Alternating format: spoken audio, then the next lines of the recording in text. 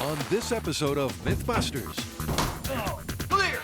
there's heart-stopping tension as the team does some breaking and entering. It hasn't set off the alarm yet. They're putting classic crime movies to the test, from laser beam alarms to air duct climbs. The MythBusters are cracking on to separate Hollywood heist fact from fiction. Try and steal that. And it all culminates in one of the most daring stunts in MythBusters history. If we do something wrong, he could die. Who are the MythBusters? Adam Savage and Jamie Heineman. Aren't tracer rounds illegal? Between them, over 30 years special effects experience. That's what I'm talking about. Joining them, Tori Belleci, Science is fun. Carrie Byron, Guess what I did today? and Grant Imahara. You guys ready for this? They don't just tell the myths, they put them to the test.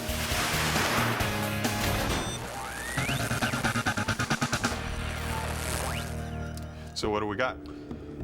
Well, that's just the thing. We didn't get an outline this time. We just got an envelope with 2 tapes in it. One labeled Your Mission and one labeled The Plan. Yeah, well, stop jabbering and put one in. Jabbering. This is kind of cool. Good morning, Mythbusters. Your mission, should you choose to accept it, is to investigate the great Hollywood heists. You must find out whether the breaking and entering stunts seen in the movies, from tiptoeing around lasers to climbing air ducts with magnets, are really possible. Now we finally get to see if all those cat burglar movies we've seen are actually true. It's cool. It is very cool. This tape will self-destruct in 5 seconds. Wait, let's see what it does. Great. That is awesome. We've all seen the movies. Our action hero embarks on an impossible mission as he cruises his way past all sorts of high-tech gadgetry to secure his bountiful booty. So what's next? Well, we got this second tape called The Plan. Let's see what it says. Grant will be mission controller in charge of building an assault course armed with the latest Hollywood security devices. Then, our heist heroes, aka Adam, Jamie, Tori, and Carrie, must work their way through the maze to see if these Hollywood heists are all they're cracked up to be. I love this myth. We finally get to be like movie cat burglars. Yeah, and Grant, will you, Carrie, and Tori build us a security assault course or something like that? Absolutely. Are there any plans? I think the tape might have something to say. Let's see. I've provided Grant with that classic movie scene, a wire diagram that precisely details the course. Well, sounds great. We'll get started right away. Excellent. And here it is. For this heist whodunit, Adam and Jamie will start by scaling an air duct before navigating through a room guarded by lasers. Then they'll have to cut through a glass door to access the jewelry room. Inside, there's first a gold bust of Buster that's sitting on a pressure switch. And then there's a big old safe to crack. And the job of securing this ultimate jungle gym falls down to Tori, Grant, and Carrie. Now remember, the safety word is run. It may look like they're constructing a rather dull office in a rather large warehouse. But believe it or not, this is going to be Heist headquarters. They're going to start by climbing into a vent system that's going to go 20 feet up. They have to climb up the vent into a set of corridors, get through doors, finally into our chamber where our safe is there, and they're going to try to crack the safe. Thanks to Tori's diving and ducting, the air vent is coming together like a breeze. Okay, clear. But this metal monstrosity is just one part of the mythical maze. It also comes complete with laser beams, pressure pads, Perfect. impenetrable glass, and head guard Grant's even built himself a special security cage. This is the mission control area. It's supposed to be the most secure area around, and this is where we're going to monitor the team's progress through the maze. I can monitor up to 4 cameras at once. They're placed throughout the area. This is a power supply for the bell and the klaxon. And with the maze sounding off nicely, the key ingredient gets locked into place. It's this safe that'll hold the grand prize, and it'll be down to Adam and Jamie to crack it. Does anybody know the combination of that safe? While Tori decides whether to be safe or sorry, the first challenge beckons. It's a movie classic, but not a classic movie. In Firetrap, Dean Cain ventures into a vent armed with 2 magnets. With Superman-like strength, he silently hauls himself up, while security remains blissfully unaware of the imminent robbery. To walk the plank on this myth, Adam and Jamie are going head-to-head with 2 different climbing systems, and Jamie has already bagged the magnets. Since I was about, I'd say in my late teens, I've had a fascination with magnets. And I had a friend that worked at a company that manufactured them. Not just normal magnets, but high-powered magnets. And so with these magnetic monsters, it's a case of love at first sight. These are not your normal magnet. It'll pull somewhere between 500 and 1,000 pounds. So if you got 2 of these together, that's like dropping a 1,000-pound weight on your hand. Yeah, if I put another one right here, you would lose your hand. You gotta have a license to handle these things. Hands down, these magnets are dangerously powerful. But are they powerful enough to let Jamie climb the walls? Well, to find out, he's milling an aluminum bracket to hold the magnets in place. But getting the magnets in is causing Jamie to come unstuck. I want you to hold this because I don't want it to jump at me. You're bringing that magnet near here? Yeah. If Adam's not careful, this could be the last time he lends Jamie this particular hand. Okay. Okay, ready? Are you sure that I should be putting my hand here? I'm not going to go over on that, Okay. but just be ready. We're good. Okay. You know that I'm the only one here who appreciates how dangerous that actually is. Uh-huh. I'm going away now. With the magnets holed up and a handle attached to the bracket, everything is ready for a test. It's so far so good. On this thick metal plate, the magnets work magnificently. That actually is proof of concept right there. That is, in fact, holding my weight. So it is. And yet, I can just go like that. So it's a go on the steel slab. But when Jamie tries it on some thin air duct-like metal, there's a problem. The issue here is, quite simply, that this steel is not strong enough to do it. I mean, it's too thin and there's not enough energy. So effectively, I hate to say it, but as far as climbing a duct, this ain't gonna do it, because this metal right here is about the same as what we would have in a duct. The thin steel has a low saturation point, meaning there's a limit to the magnetic attraction it can generate, even with these super magnets. Keep it away from me. Shunk. So to get this plan off the ground, Jamie's ducking back to the drawing board. Meanwhile, Adam's had a heart-stopping delivery. Clear! Beep!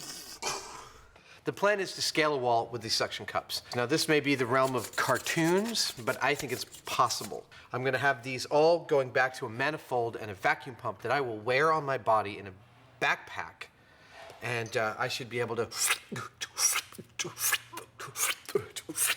up a wall with these. Instead of magnets, Adam's hoping these vacuum suction sucker cups will let him stick to the wall. But will they be strong enough for him to get it up? Oh, that's not so bad. That's not so bad. Ow, I bumped my head. I think this is gonna work. But I can't possibly sit there with my thumbs. Go like this. Because generating the vacuum is making Adam's thumb numb, he's going to power up an electric vacuum pump It's nice and quiet. that should let him scale walls like a giant gecko. But that was more like a giant turkey. That was better than you could have hoped for, wasn't it?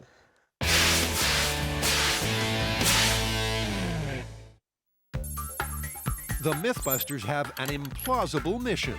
They're putting Hollywood heists to the test. Using the latest security systems from the silver screen, Adam and Jamie are going to separate fact from fiction. And first up is the air duct climb. Jamie's got stuck with a design based on magnets, and Adam's vacuum pump effort sucked. Literally. So to try to climb the ladder of inspiration, the MythBusters go to see what they're up against, because the security course is almost complete. Whoa! This is like the jungle gym I always really wanted when I was a kid. Here, there's more. Okay. They're here to help hone their plans for the air duct climb, but they can't resist a peek at the rest of the course. This is similar to the device that Jamie sleeps in every night. Yeah, we'll get some email. I noticed you said that Jamie sleeps in a hyperbaric chamber. I'm interested in this for high altitude training. Because he looks so good. Yeah. I don't see a wrinkle on him. He looks damn good for a man of 74. Of course, to safely reach the safe, they'll have to complete the rest of the maze. So right now, they need to check out the air duct. Oh, this is so cool!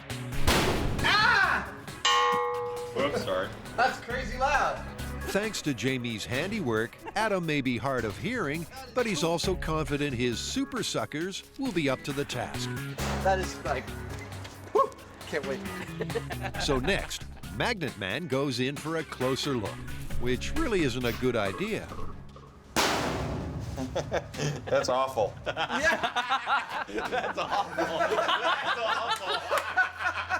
Well, yeah, it is. That's awful. I just thought you should know. The duct is awfully loud. Will either rig be quiet enough to squirm past security?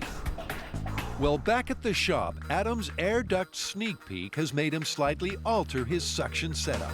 He's adding some switches that regulate the vacuum pump so that it's easier to control. This controls my right hand and my right foot. This controls my left hand and my left foot. As long as these are not momentary push buttons. I push one and that valve's activated. That'll stick. I release it, it lets go. And with Adam dressed like he belongs in the Matrix, he's made a stealth suit to be proud of. Yeah, baby!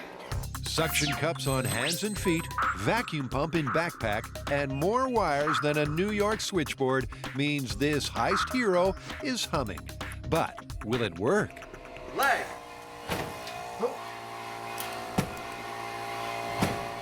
Initially, it looks like Suction Man is about as effective as Jamie's Magnet Man. I see. This is a tough one. Hold on. But slowly and surely, Adam gets the hang of it. The trick is you can't let anyone be pulling a vacuum unless they're all attached. The vacuum's just not strong enough to pull it that quickly. But, leg released. Leg released. Hand. Dude, that's pretty good. I'm pretty psyched. With Adam firing on all cylinders, Jamie, in light of the air vent visit, has also changed his design. He's built much larger hand brackets that'll hold 5 magnets each. This is comical. These things are so powerful. And with some high friction tape on top, it's problem solved. Finally, the addition of 2 foot stirrups means it's giddy up Jamie. As far as I can tell, based on my tests, my rig should get me up and down this vent quite fine. It's very simple, it's brutal, but it works. Jamie's stealth suit is not quite as technical as Adam's, but it may yet win this competition. Remember, this is what they're trying to do. Silently scale an air duct like a cinematic cat burglar. But will Adam and Jamie be like this guy, or more like this? Inspired by the movies, this wannabe robber slid his way into an air vent, but got stuck. Reluctantly, he had to call for help, and when the fire brigade cut him free, he was promptly arrested. Okay, guys, this is your first challenge. Your goal here is to enter the duct and climb up and over to get into the utility room as quietly and stealthily as you possibly can. And then we'll see who has the more valid approach. In this highway robbery, Jamie's up first, but Adam's already predicting his downfall. I think Jamie's just going to be like, "Kung, kung, kung," and I believe in the security manual, the proper response to that sound coming from your duct is to just riddle your duct with bullets. With Carrie and Grant heading up security, bullet riddling is unlikely. But with Tori, you never know. Remember, the aim is to make a silent entry into the secret facility. Jamie, are you ready? Yeah, I'm ready. Start the timer, Grant. Starting in 3, 2, 1. Go, Jamie. Why, Thor, the god of thunder, is trying to enter my building. Somebody needs to check that air conditioner. Here's some key phrases from the surreptitious entry heist manual. Be the breeze, as light as a feather, the footfall of a kitten.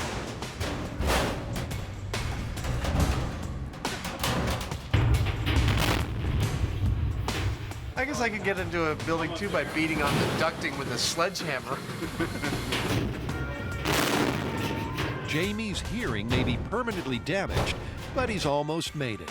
Jamie, how you doing? I'm okay. Jamie, do you think this is a practical way to get up a duct? No. It's been a brutal entry. Perhaps the noisiest attempted burglary in human history. Surreptitious? I don't think so. Adam's up next, and I think the suction cup idea is, if it doesn't malfunction somehow, is probably going to do very well. If he mistriggers or something happens to the control, he's going down. This is like my dream come true. I am so happy right now. Adam's purring like the cat burglar that got the cream, and he's soon up and running. But although he's more muted than Magnet Man, he's hardly covert, especially when he falls. Oh, You okay? I'm fine. How's your rig? Hold on. I'm just having so much fun, I wanted to prolong it. Like his mom taught him, Adam gets right back on the horse and inches his way up. But once again, it's far from convincing. In a real situation, how does the movie myth hold up? The movie myth is totally busted. The idea that you would trust your life to a single point of failure, like something like this, even with some redundant systems, this is a rough way to go. Better to walk in the front door dressed as a guard. Despite his reservations, our duck devil has almost sucked his way to the finish line. All he has to do now is break through the grate, and he's in the utility closet.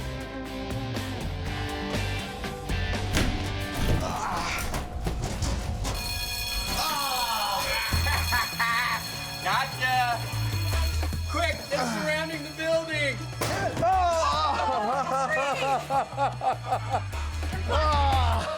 We got you!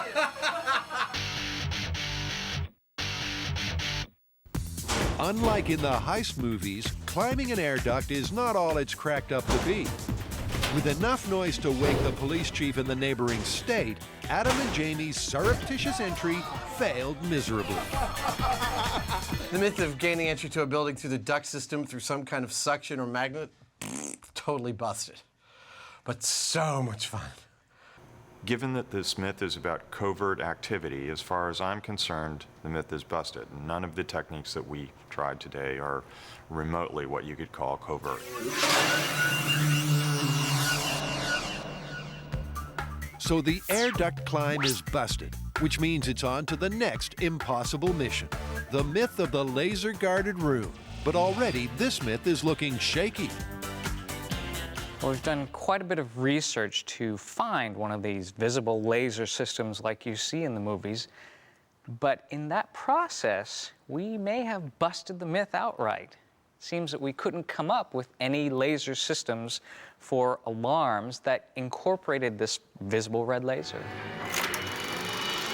We've seen the movies. Our martial arts anarchist flips his way through the bright, visible lasers, knowing that one broken beam will set off the alarm.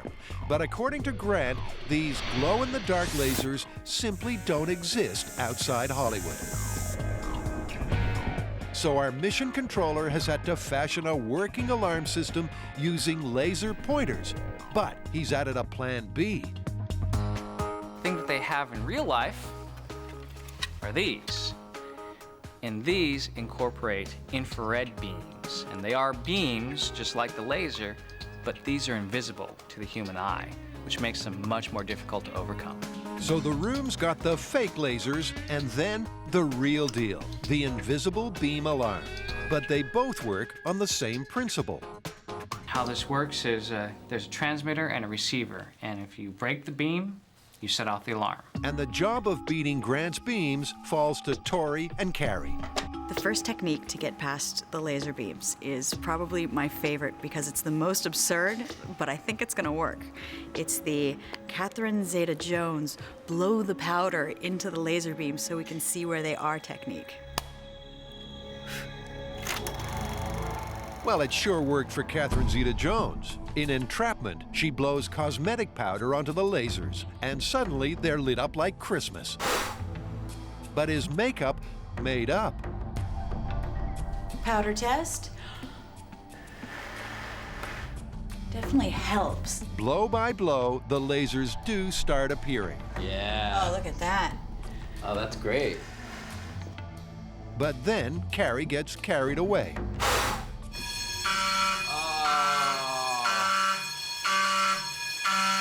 All right, let's get out of here before the cops come. She blew so much powder that the fine particles were enough to break the beam. They reset and try again. And although Carrie squeezes round some lasers, the powder is making this myth turn to dust. Once I had the powder in the air and I tried to get through the beams, I still had a problem because the minute the powder settled, all of a sudden I'm stuck in a weird position with no lasers to see, and I have to go for the powder again. So powder is busted. But Tori wants to try something else that was also featured in Entrapment. I'm just so excited, Grant. I know. I just want to. Me too. As well as the powder, Catherine Zeta-Jones was helped by her sidekick, who could see all the lasers clearly thanks to a night vision camera. But can equipment like this really make lasers glow in the dark? Well, Tori's got some military-style night vision goggles that should be perfect to put this myth to the test. Okay. All right. Cool. Okay, you good? Yep. All right. Thanks, man. What do you think? Let's see if this works. The goggles work by infinitely intensifying the amount of light, even in a dark room like this. What does it look like? What do you see? It looks like bright sunlight's in here. It's like every hole, every window. It looks like it's a bright sunny day outside. This is sick. Thanks to the goggles, the room's aglow. But there is a drawback. I cannot see the beams though. All I can see are the points where the beams are hitting. But you can't see any of the beams, so that doesn't really help you much. No, it sure doesn't.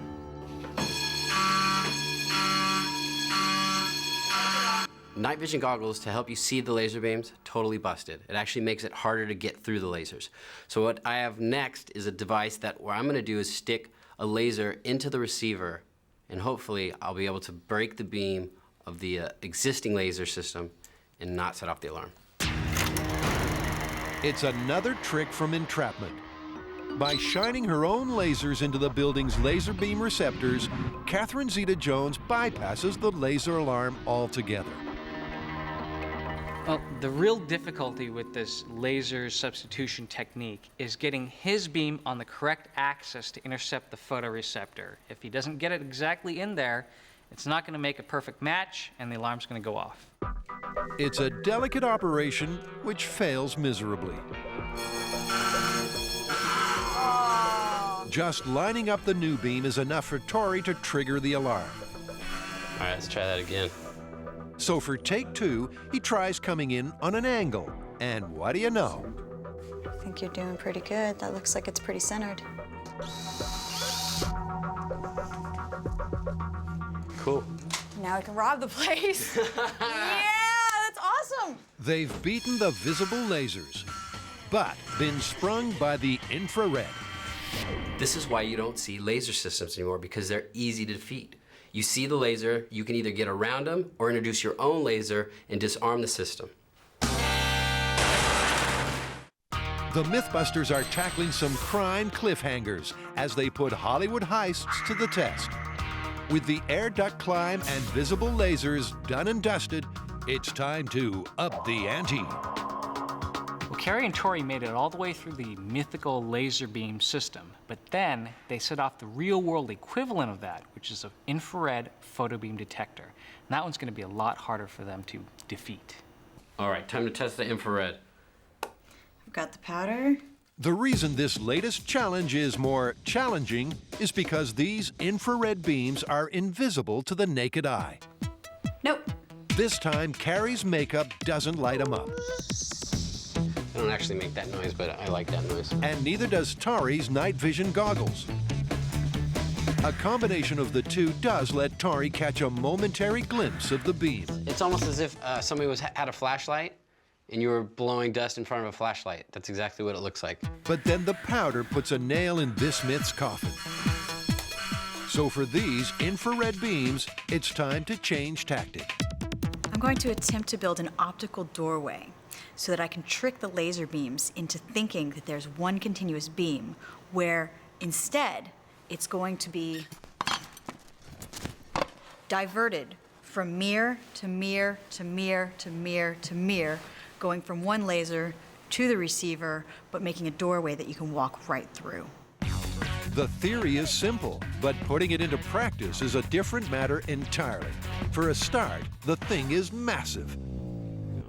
If these guys are cat burglars, then this is a saber-toothed tiger. It's amazing how we snuck this through all the ducting. Okay, we're reset.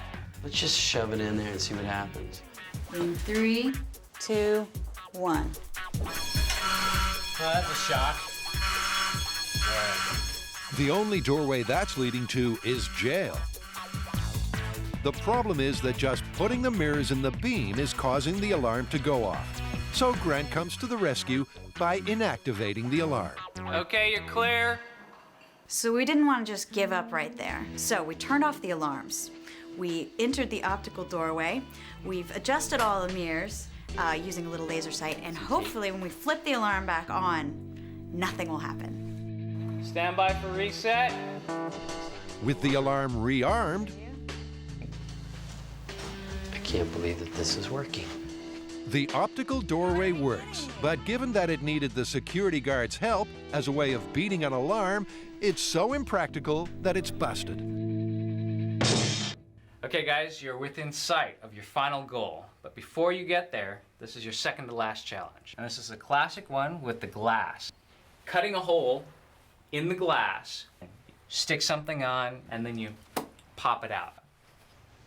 Seems pretty straightforward to me. But you have to do it without setting off another sensor. What kind of sensor do you have? This sensor is going to be inside, listening for glass breaking. So it's just looking for a sharp sound that would correspond to smashing something. All right, let's get some glass cutters and go. It sounds simple, but as Jamie's finding out, it's not all it's cracked up to be. Oh, shoot. So?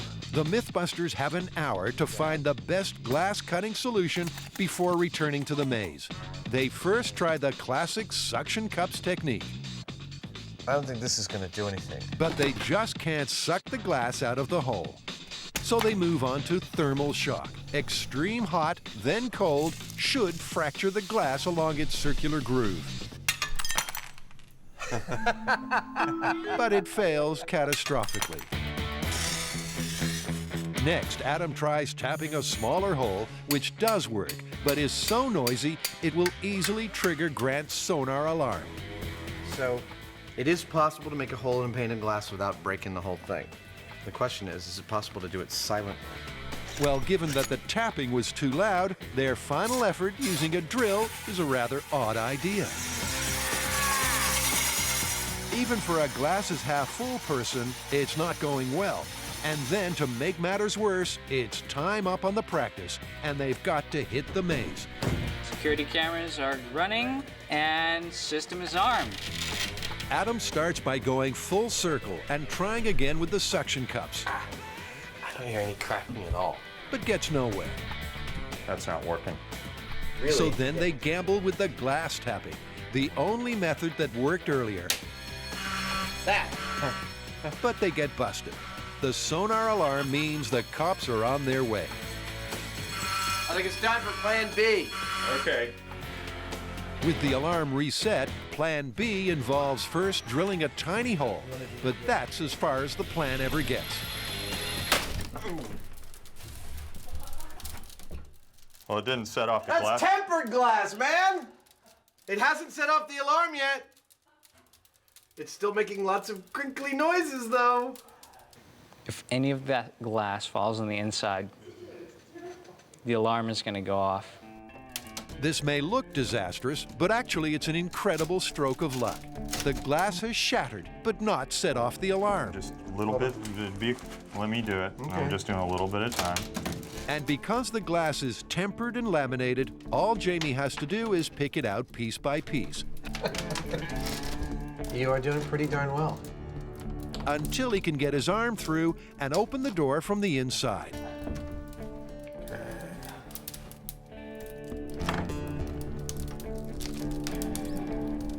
Come on. Oh, oh! That's it. You're in. You can pull out.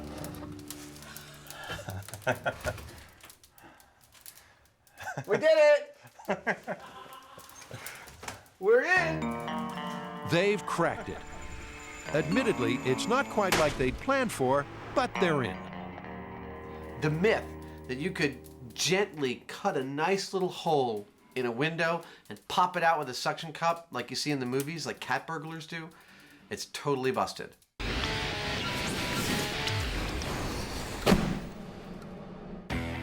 Back at Heist headquarters, Adam and Jamie have just busted their way into the jewelry room, albeit with a slice of luck. We did it! So now the booty awaits. So this is the golden idol of Buster, and it's the final goal for Tori and Carrie. I'm going to rig it with pressure sensors.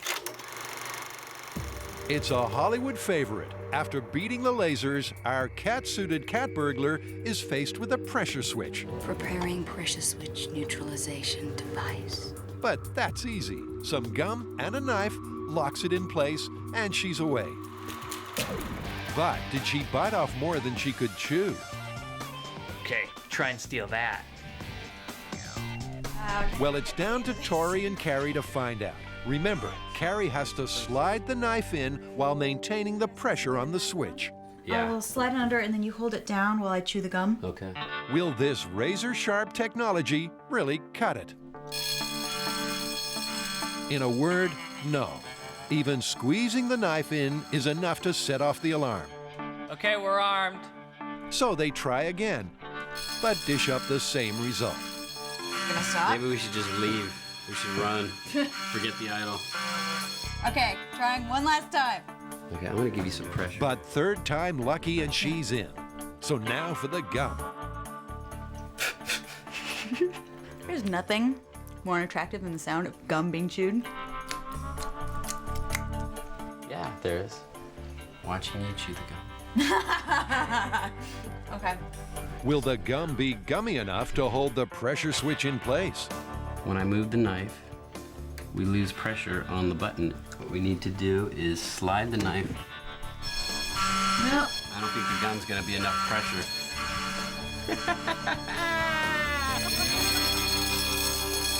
Terrible.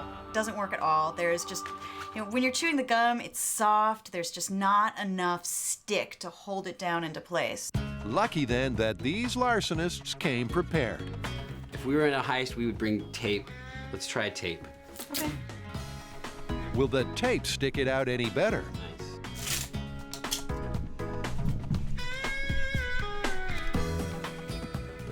Okay, ready? Yeah? Yes! Yeah! All right! All right, let's go. Well, we got the idol. The last thing that's left to do is crack in the safe. And that's, Jamie and Adam. yep. Yeah? They've downed the air duct, dismissed the lasers, shattered the myth of the glass cutting, and busted Buster's pressure switch. So all that remains is the safe cracking. Well, not quite just the safe. Grant's rigged one last security surprise. What did I set up? Before the booty prize comes the booby trap. What am I tripping? Ah, crap. I'm tripping a pressure sensor on the floor. That's what it is. There's one last challenge here. He's using the security pedestal. Grant sneakily hid a pressure pad to catch the safecrackers red-handed. Pressure sensor foiled. Once the sensor's overloaded, the safe busting can begin. And to start, Adam's going to use that old movie favorite, the stethoscope.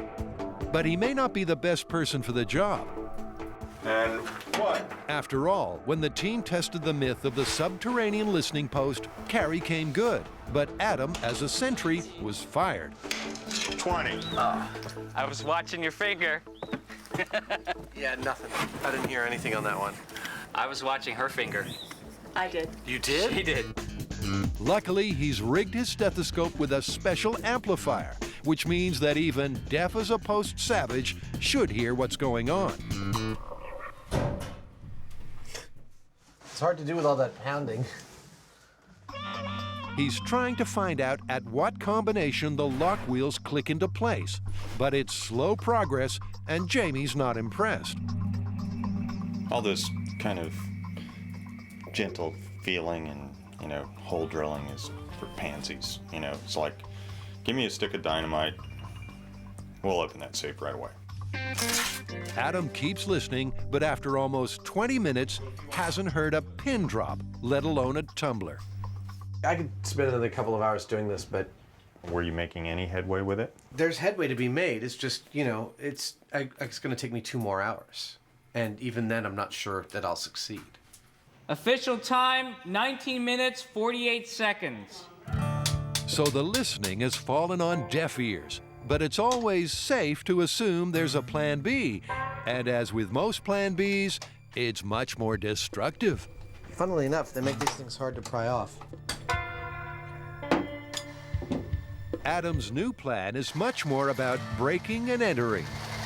Adam gave up on just trying to crack it by sound, and now he's got a drill, and it looks like he's drilling a hole to put the borescope through so he can see the tumblers. It may not look like much, but he's hoping to use this image to help him pick the tumblers into the correct alignment. Piano wire. Have you got any? See that right there? Getting tuned into this safe is slowly coming together, but Adam's already been at it for 45 minutes. Oh, wait, I'm so close. I'm just trying to move something the tiniest bit out of the way, and then I'm in. If this was real life, even the most dozy security guard would have busted our burglars. Got it.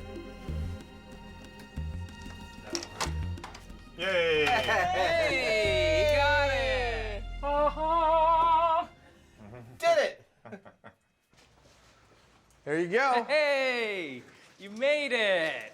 I did. Fantastic. Although I still think my method's a little slow. Yeah. Well, our information says that, the safes are rated in number of minutes to take to crack. Yeah. For a professional safe cracker. Guess how long that safe was? 40 minutes? 5. 5. 5 minutes for a professional safe cracker. That's a 5-minute safe, yeah. Of course, professional safecrackers don't always need to be as quiet as Adam had to be. So for a first attempt, he did pretty darn well. Final thoughts on our impossible heist. Duct climbing. No way. It's busted. There's Not any way that you're going to get up a duct surreptitiously without being detected. And lasers? Well, visible laser alarm systems don't even exist. And yes, we were able to get around them, but you're only going to see them in Hollywood. And infrared lasers, the ones people really use, the real deal, are virtually impossible to get past. Really? And then glass breaking was busted. Okay, my personal favorite, safe cracking. Well, yes, you did crack the safe, but not nearly as fast as they do in the movies. With a little bit of practice, though, who knows? Well, we have one final challenge for you. You've cracked the safe, you've gotten the goods, and now you have to escape to a waiting helicopter on the roof. Okay, sounds easy. What? There are two things that make it harder. One, you have to use your suction cups. And two, it's a 23-story building! It's the final twist in the tale for this Hollywood heist. Armed with the booty, Adam's last challenge is to make a Spider-Man-like escape by climbing this 23-story building using his suction cups. Oh, dude. Woo. Oh, yeah. Look, I can tell you the numbers, 325 feet, 23 stories, but unless you're standing where I'm standing and looking at this view from here, it wouldn't sink in how bloody high in the air I am. And how far there is to fall. And how far there is to fall. But to try to stop Adam falling to his death, the team has roped in professional climber Wayne Campbell. It's Wayne's job to ensure that there are no slip-ups in this ultimate test for Adam's stealth suit. All right, let's go. Are we good to go? Just like in the duct, Adam's going to be armed with suction cups on his hands and feet, powered by a vacuum pump in his backpack. But for this impossible mission, there's some new additions. In the duct, when Adam accidentally activated the vacuum when a suction cup was not planted on the duct wall, the whole rig would come unstuck. So for this daredevil mission, he's put special pressure switches on the suction cups, which means that he can only activate the vacuum when all 4 pads are aligned on the glass.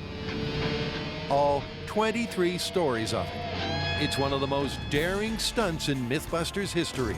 And as Adam makes the final preparations, the nerves are starting to show. My heart is pounding, no doubt. I'm not afeared of my safety, but it is a daunting prospect to get all the way to the top of that. Adam's putting on a brave face, but Jamie's being much more realistic. It is a situation that we need to be very, very careful, because if we do something wrong, he could die.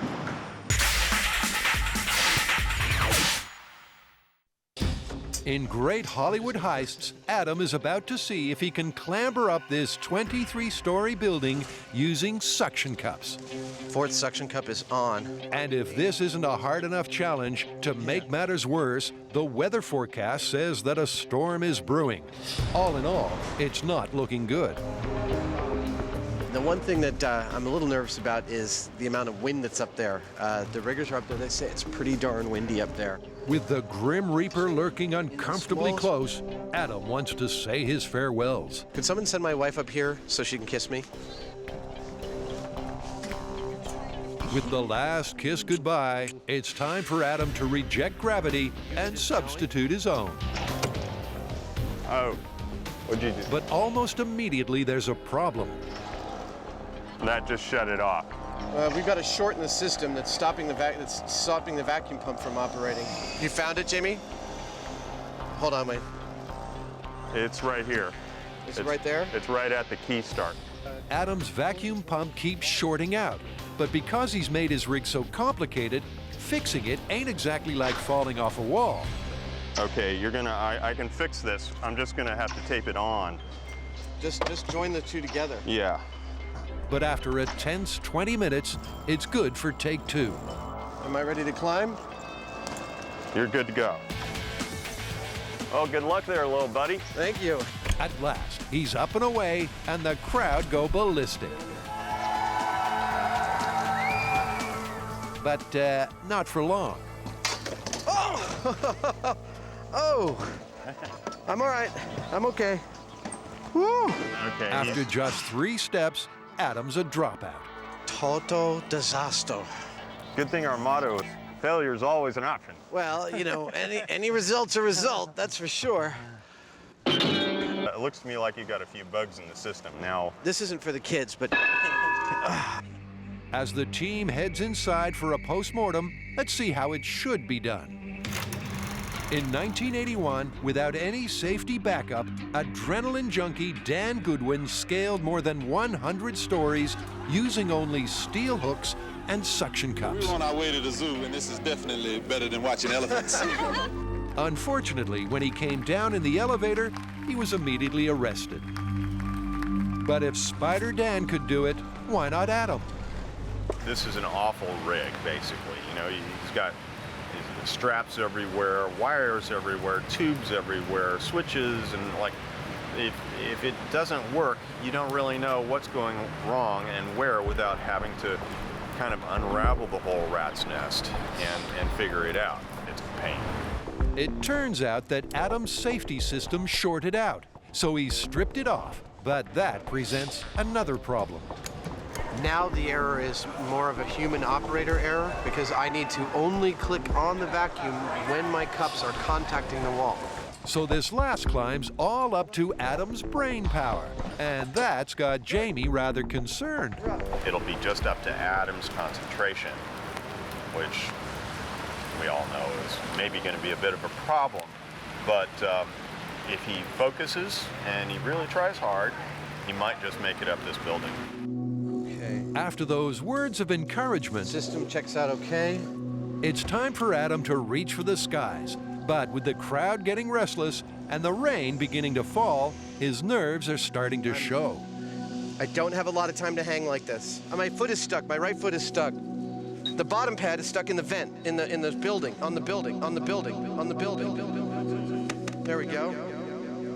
Hand. Once Adam's footloose and fancy-free, his rig seems to be working. Leg. Leg. Hand. Hand. Leg. He keeps repeating the mantra, hand, hand, leg, leg, and to good effect. Leg.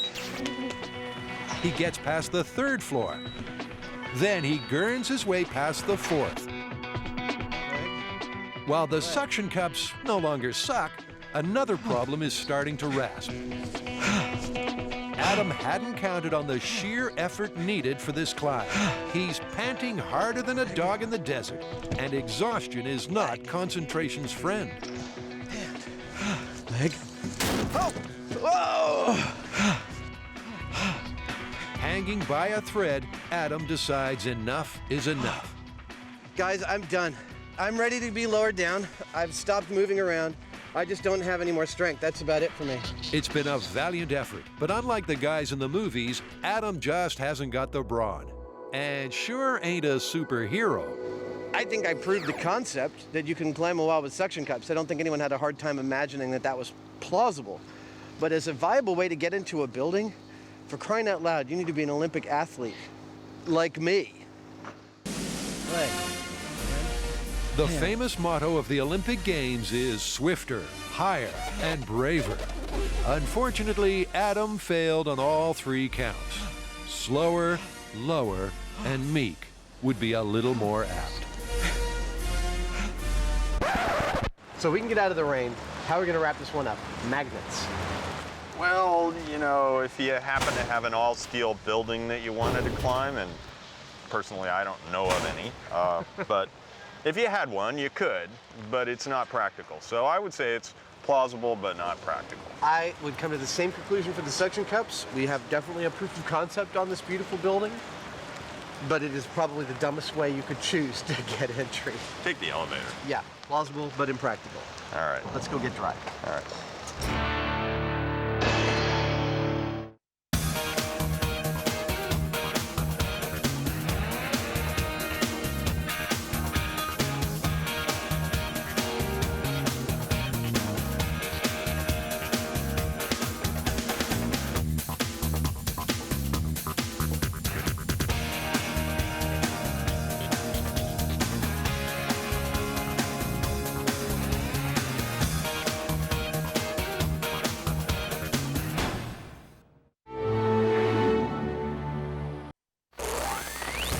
On this episode of MythBusters, it's automotive madness with Team Extreme. Adam and Jamie push the limits of auto audio. Well, it better work. My shirt's all dirty. When they test the myth that a car stereo can seriously damage your car. That looks like it worked. And Grant, Carrie, and Tori hit the rough road. Faster! Yeah! To prove driving faster leads to a smoother ride. Ready for your 45-mile-an-hour run. Paramedics are nowhere to be found. Who are the MythBusters? Adam Savage. And Jamie Heineman. This is gonna kill you. Between them, more than 30 years of special effects experience. That's what I'm talking about! Joining them, Tori Belleci. Very excited about this. Carrie Byron. Look, he cracked into his skull. And Grant Imahara. Don't say anything. They don't just tell the myths, they put them to the test.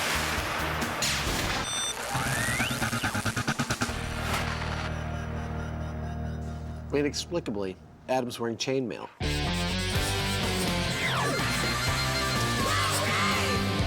What is the myth? Well, apparently there are some car stereo systems that are so powerful that they're capable of destroying the car that houses them. We're not talking about, like, destruction over time, right? Not bolts rattling loose over a period of weeks. This is turn on the stereo and the car just becomes a junker, right? That's correct, or it explodes.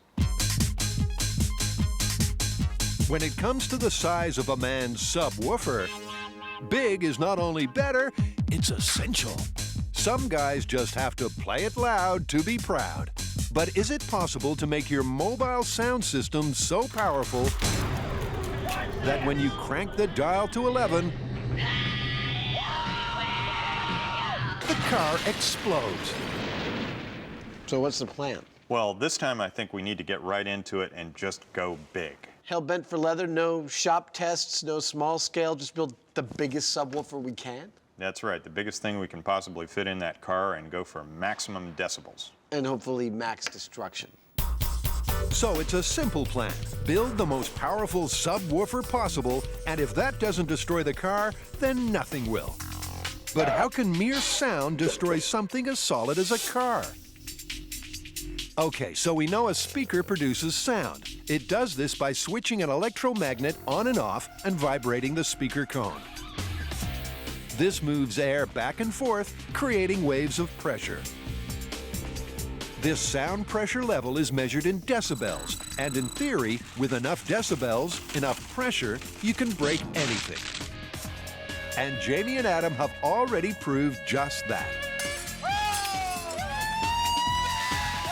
On this classic episode, they confirmed the destructive potential of sound by hitting the right note. But on breaking glass, the key ingredient was finding the resonant frequency of the crystal. To shatter a car, this car, they won't be messing around with sound quality. They want decibels, and lots of them. All right, let's get her off the ground. Yeah! With the car in position, it's time to begin the supersized subwoofer installation. Step 1, make room by removing all mod cons and luxury extras, like the front seats. You could make a robot out of one of those things. I think I could make a robot out of one of these. The back seats, and the steering wheel. Now, this is cool. I want this. A typical subwoofer has a cone size of around 10 inches. But in true MythBuster fashion, the MythWoofer will be anything but typical. It's 52 inches. Oh, man. Which means we're talking probably a 4-foot speaker cone. When you look in this car, what you're going to see is the entire interior of the car filled with speaker cone that's going to be moving up and down. And it should be quite entertaining.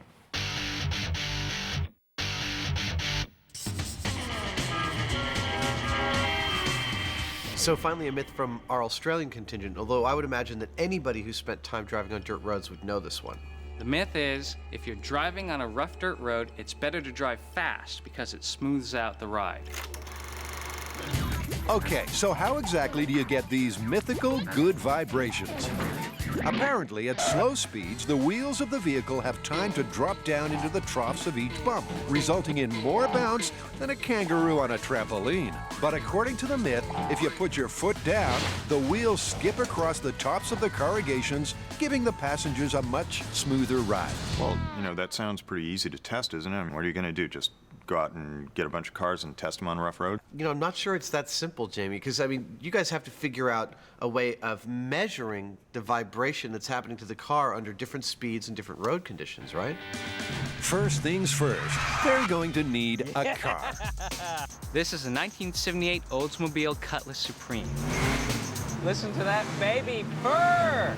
And to measure the rough road ahead, this old classic is going to need a MythBusters makeover. To objectively record the vibration intensity at different speeds, they have 3 systems in mind. Tori has an idea for a suspension gauge. Grant will crunch the numbers on a 3-axis accelerometer, but Carrie steps up with a more elegant solution. I love that. I'm making a system to measure how rough each of the road trials is. And to do that, I'm using all of these wonderful crystal Chardonnay glasses and making them into a pyramid. Now, as the road makes the car tumble, the water should spill out from the top and kind of trickle down into the lower glasses and maybe spill out altogether. And at the end, we should have a really good representation of the roughness between a 15-mile-an-hour drive and, say, a 50-mile-an-hour drive. So, after each test, using the 100 mil marks, they'll simply calculate the total amount of water lost. The bumpier the ride, the wetter the designated driver is going to get. This is what your pee looks like if you have a lot of vitamins. After filling the pyramid with colored water to make it real purty, Grant and Carrie gear up for a quick test. Down. Okay. Okay. Maybe we should just see what happens when we go fast. Not so much rough road driving as rough road walking. Okay, and time. But did the pyramid perform? That's a perfect proof of concept. It was great. Meanwhile, Tori is rigging system number 2, the suspension deflection gauge. He first welds a metal rod or needle to the suspension of the car. Then he attaches a scale to the hood. Impressive, but how does it work? So the needle stays with the suspension, and our scale stays with the body of the car. This way, we can see how much distance the two are, traveling. Their next task is to rig the car for Carrie's glass pyramid. To make room and provide a flat surface, Grant removes the passenger seat and replaces it with a wooden platform. Now, to get the pyramid in the car.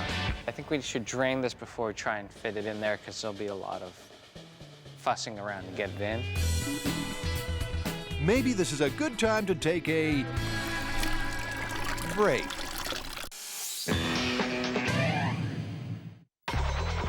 In the myth that a car stereo can destroy a car, Adam and Jamie have, well, destroyed a car. They've made space for their mythical shattering subwoofer, the MythWoofer. Now they have to work out how to power it. Normally, speakers are powered with an electromagnet. It repels and attracts a permanent magnet, and because it's electronic, it can do this very rapidly. It can vary the amplitude and the frequency of the signal. That's how you get music and all sorts of good sounds out of a speaker. We don't need that. We're only interested in one thing, and that's maximum amplitude. So how are they going to supply enough juice to their supersized subwoofer to blow up a car? I figure just go directly to an engine. We can get a crank, we can go right to the output of an engine, we get raw power. That's what we're going to do. It's another MythBuster first, a diesel-powered speaker. To harness the engine's raw power, they'll need access to the transmission. So Adam and Jamie get cutting and open up the bodywork. From the top and the bottom. Where they find the drive shaft. Oh, this is beautiful. That's the best news I've had all day. Is the perfect size and shape for their mechanically powered speaker plans. With the first incision successful, Dr. Savage checks the patient is still alive and fully functioning. Now it's not shutting off. Which could be a problem. Amazingly, there's a button on the engine that says stop. And I pushed it, and it stopped. The next step is to build a mechanical device called a crankshaft, the crucial link in the MythWoofer's power chain. This is the crankshaft that is going to, via a push rod, push the speaker cone up and down. So what we've done is very carefully align all this stuff, and now I've got to weld it in place so that it works like a crankshaft inside an engine block. So this crankshaft will connect to the transmission, and when the engine is in drive, it will turn and pump the speaker cone up and down via a push rod. Now to get the crank assembly into the car. This is kind of heavy. This heavy steel bar is going to anchor our crankshaft in the car. This was the simplest, rather crude, but simplest way of really making this thing solid. So, you know, I'm determined not to have this thing just rip itself apart. I want to have this speaker rip the car apart. That's the MythBuster way, an appetite for controlled destruction. And with the crankshaft bolted firmly into place, well, should we start it up? I think so. It's time to find out if it works.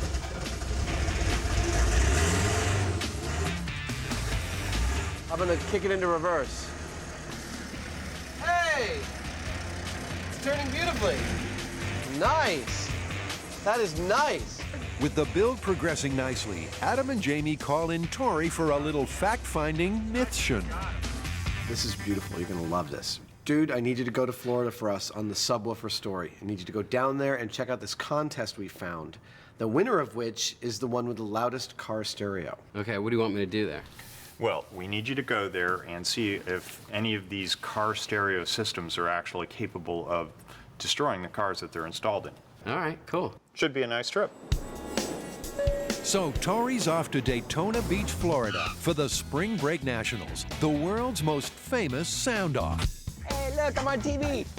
It's a tough job. This is nicer than my apartment.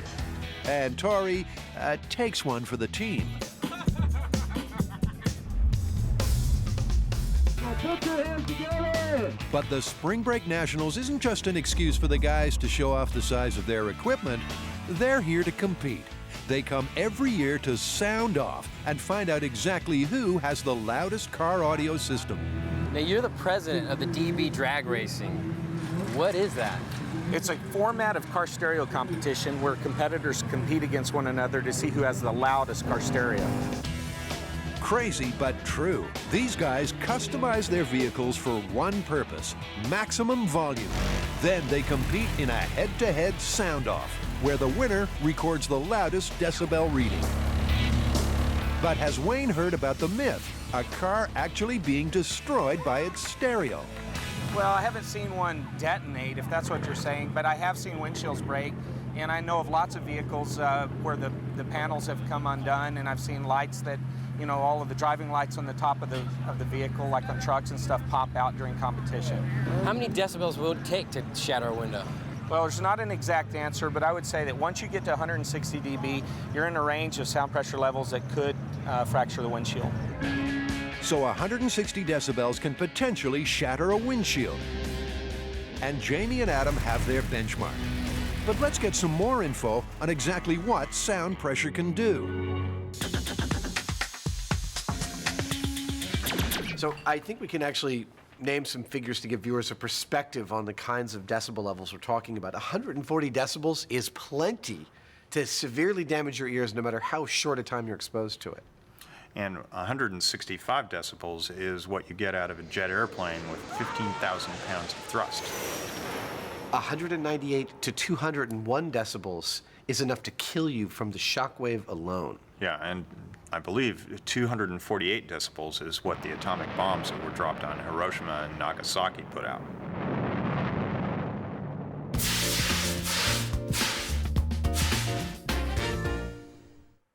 Back with the build team, and they're tackling the myth that if you drive faster on a rough road, you get a smoother ride.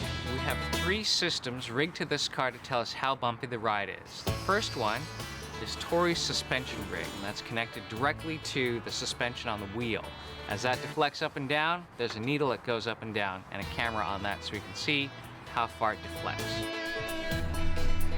Perfect. The second system is Carrie's wine glass pyramid, and that's filled with water, and depending on how bumpy the ride is, we'll see water slosh out of the glasses. And if we know that there's a lot of water out of the glasses, that means that they had a really rough ride. Excuse me, Garçon? More water, sir? Can we, can I get a refill? Yes, more ice. Would you like more ice? Yeah. Final system is my 3-axis accelerometer, similar to the one that was in Buster's head. And that is going to measure electronically what the deflections are, and I'll be able to load it on my computer and see. So it's official. This dirt road drive-by will result in more information than a space flight. And to check all systems are go, Grant and Tori are going to get the hump by taking on the parking lot speed bumps. Grant, with full-face helmet, 5-point safety belt, and wet weather gear, is focused on the safety issues, visibility, and data accuracy. Tori, well, he just wants to go fast. All right, hit it. Faster. Faster. Yeah. Yeah. Yeah. Hit it. Yeah. Oh. Yeah. We have a great proof of concept. When it hit the bumps, I could see the needle deflecting on the suspension meter.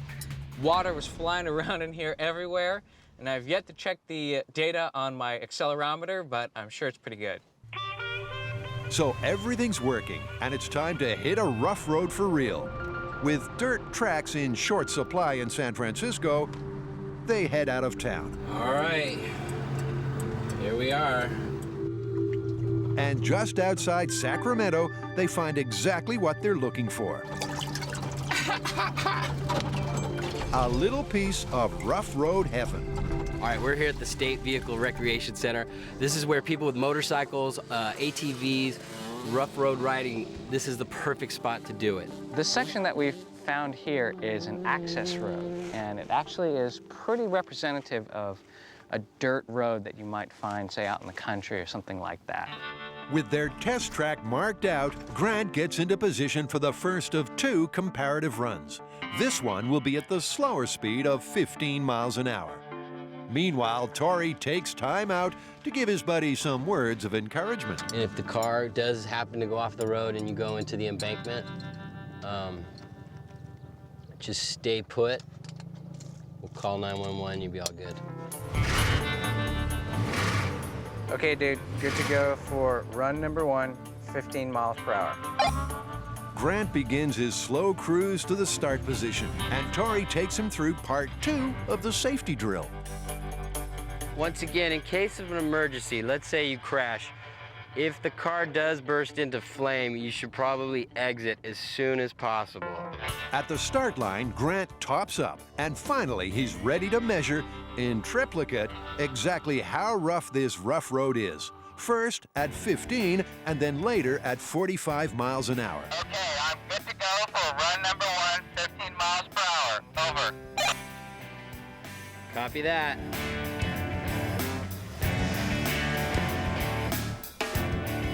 Grant eases up to the test speed, and the camera on the hood shows the axle gauge works perfectly.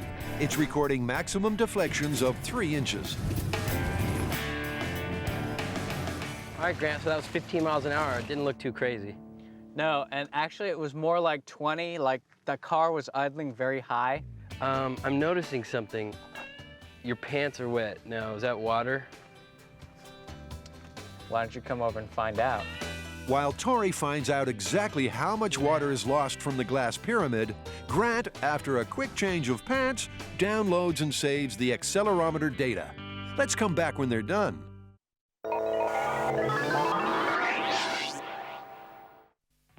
Back in Daytona Beach, Florida, and Super Sleuth Tori has got his ear to the ground at the Spring Break Nationals. Jamie and Adam have sent him on a crash course in auto audio for the myth-shattering subwoofer. Can you destroy a car with a car stereo? If anyone can, it's one of these guys. So I hear you have the world's largest subwoofer for a car. Yes, this is the 22-inch jackhammer. It is the world's largest production subwoofer for car audio. Although you can see this monster moving to the groove, it's at such a low frequency it's not audible. A speaker moving at speeds below 20 hertz, 20 cycles per second, produces subsonic sound. But even though you can't hear it, there is plenty of sound pressure, measured in decibels, being generated.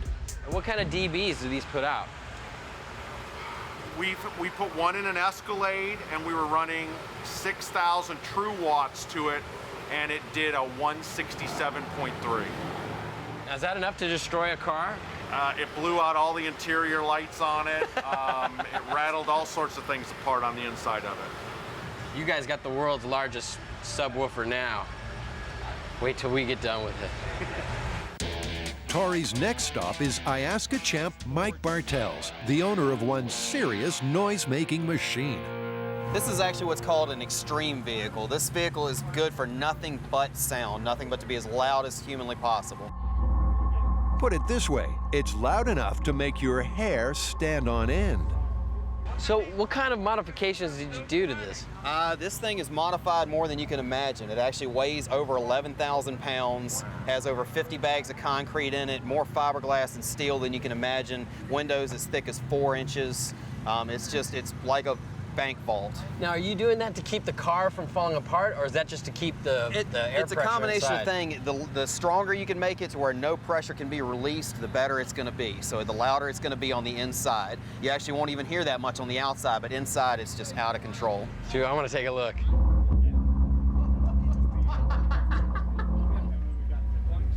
Oh my God, that is ridiculous. The scary part about it is the way this design is, there's actually a 15 decibel difference from where you were at to the other side. So if I was on the other side is literally something we will not let somebody do because we don't know what will actually happen to your vital organs at 177 decibels. Oh, my liver. I think it might have damaged my liver. So Tori has learned 170 car stereo decibels is enough to tear stuff up. This subwoofer is so powerful, it takes a bolt this long to keep this door shut. But to find out if that sort of sound pressure will destroy an unmodified car, it's back to San Francisco. So how'd it go?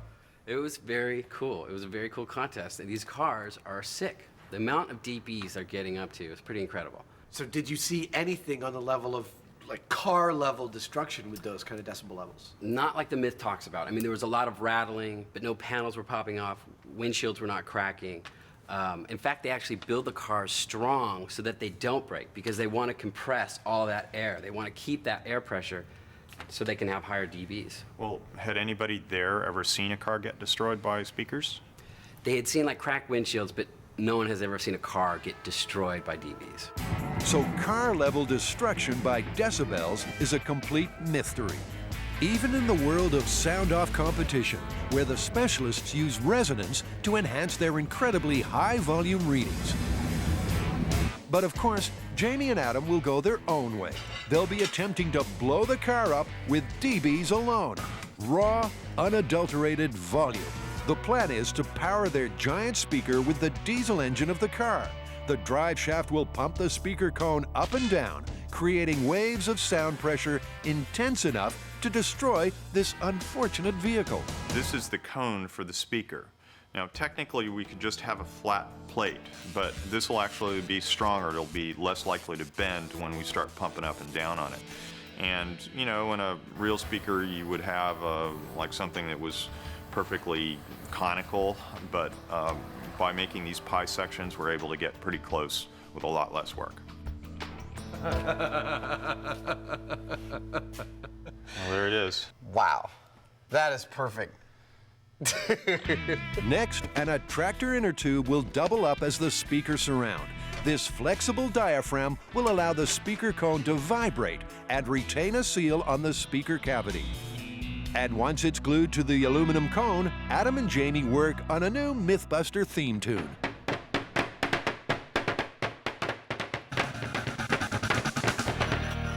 We are actually really close to nearing completion on all the major components of the subwoofer.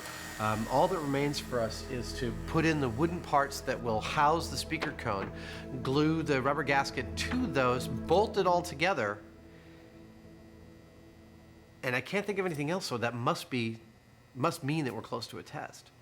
With most of the box cut and glued into place, it's time to attach the push rod to the crankshaft. This is the crucial link that will transfer the power of the engine to the speaker cone. And speaking of the cone, here it comes. But will it fit? There we go. Look at that.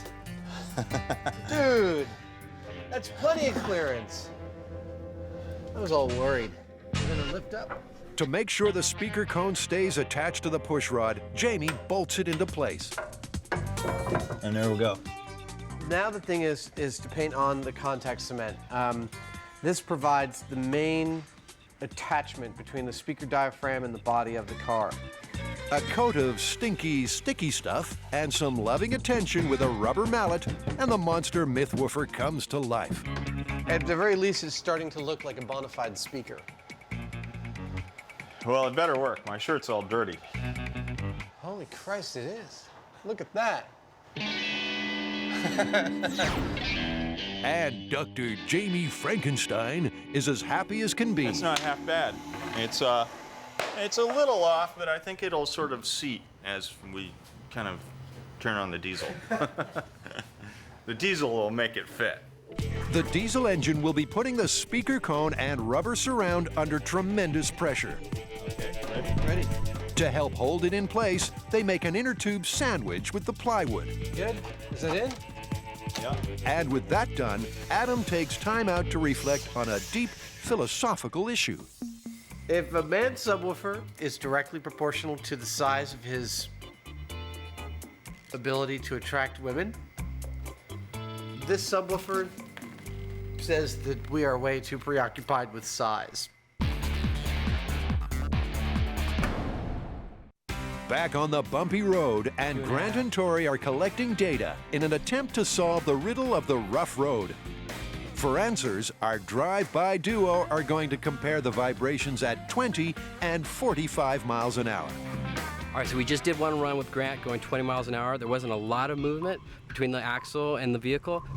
The maximum deflection on the suspension gauge was 3 inches, and there were 3.5 liters of water lost from Carrie's glass pyramid.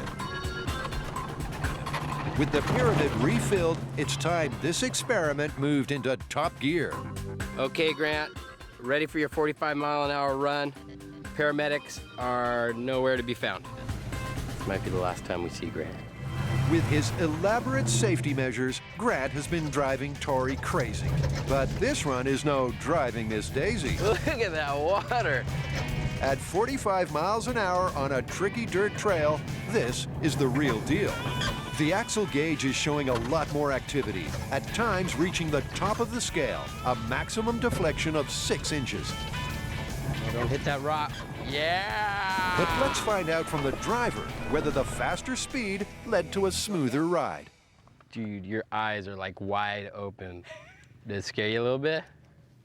Yeah, other than like kind of control problem, it's actually a lot smoother than I thought it would be. I thought I'd be like, you know, all over the place. What is all over the place is the water from the glass pyramid. 4.5 liters were lost, 1 full liter more than the slower test. 1.5. Which means Grant's subjective experience in the car of a smooth ride is at odds with the data. But Tori has a theory. It might be similar to, like, say, a horse, you know, as opposed to a trot and a gallop. You know, maybe the slower you're going, you're more conscious of the actual hits that you're doing. You know, the rocks and the bumps, you're conscious of that. Which might sound like a load of old horse manure, but Tori is prepared to saddle up to prove his point. Okay, so I'm giving you these, and I'm going to expect you to act responsibly, be home by 11, and have it gassed up. All right, Mom. Act responsibly? Tori Belleci? It's possible. After seeing Grant do that 40-mile-an-hour run, it just makes me want to get in there and go 70. Tori may be comfortable taking the Cutlass up to 70 miles an hour, but Grant has seen the show before. Tory and potentially dangerous situations just don't mix. We've seen it on the swing set. I'm okay. We saw it when he punched himself in the head with the meat hook. Sometimes that guy, you gotta wonder.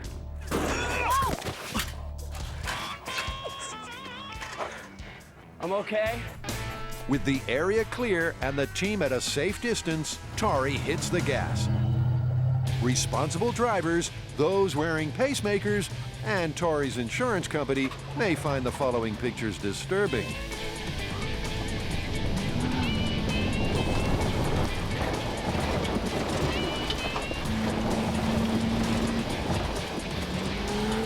Yeah, he's looking a little squirrely, just like I was. Incredibly, he makes it back in one piece. But what exactly was his speed? All right, I probably, around the...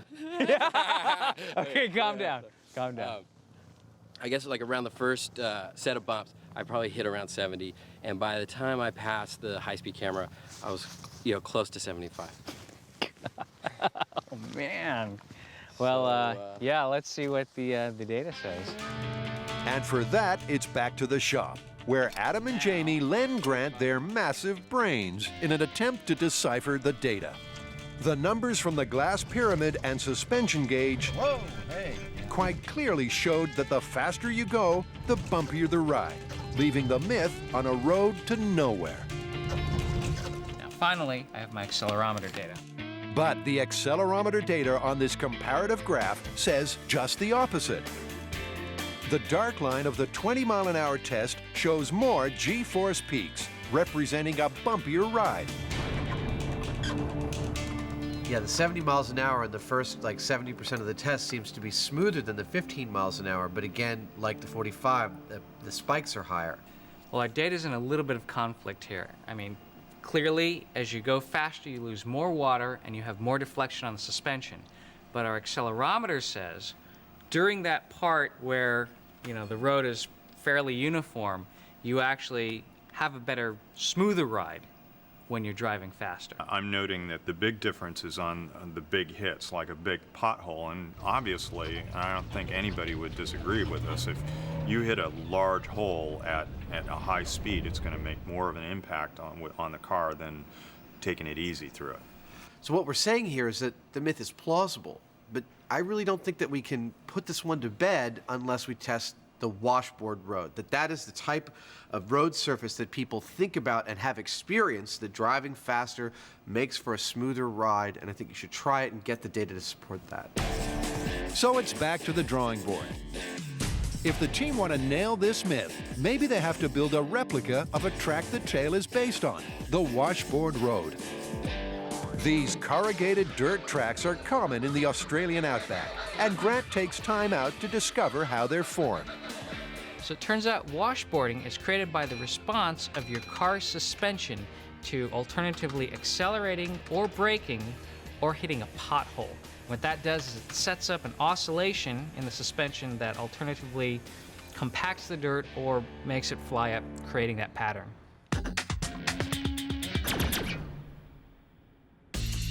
Adam and Jamie have souped up their ride with one thing in mind. Here we have the original factory installation, and here we have the custom, more deluxe, a little over-the-top installation.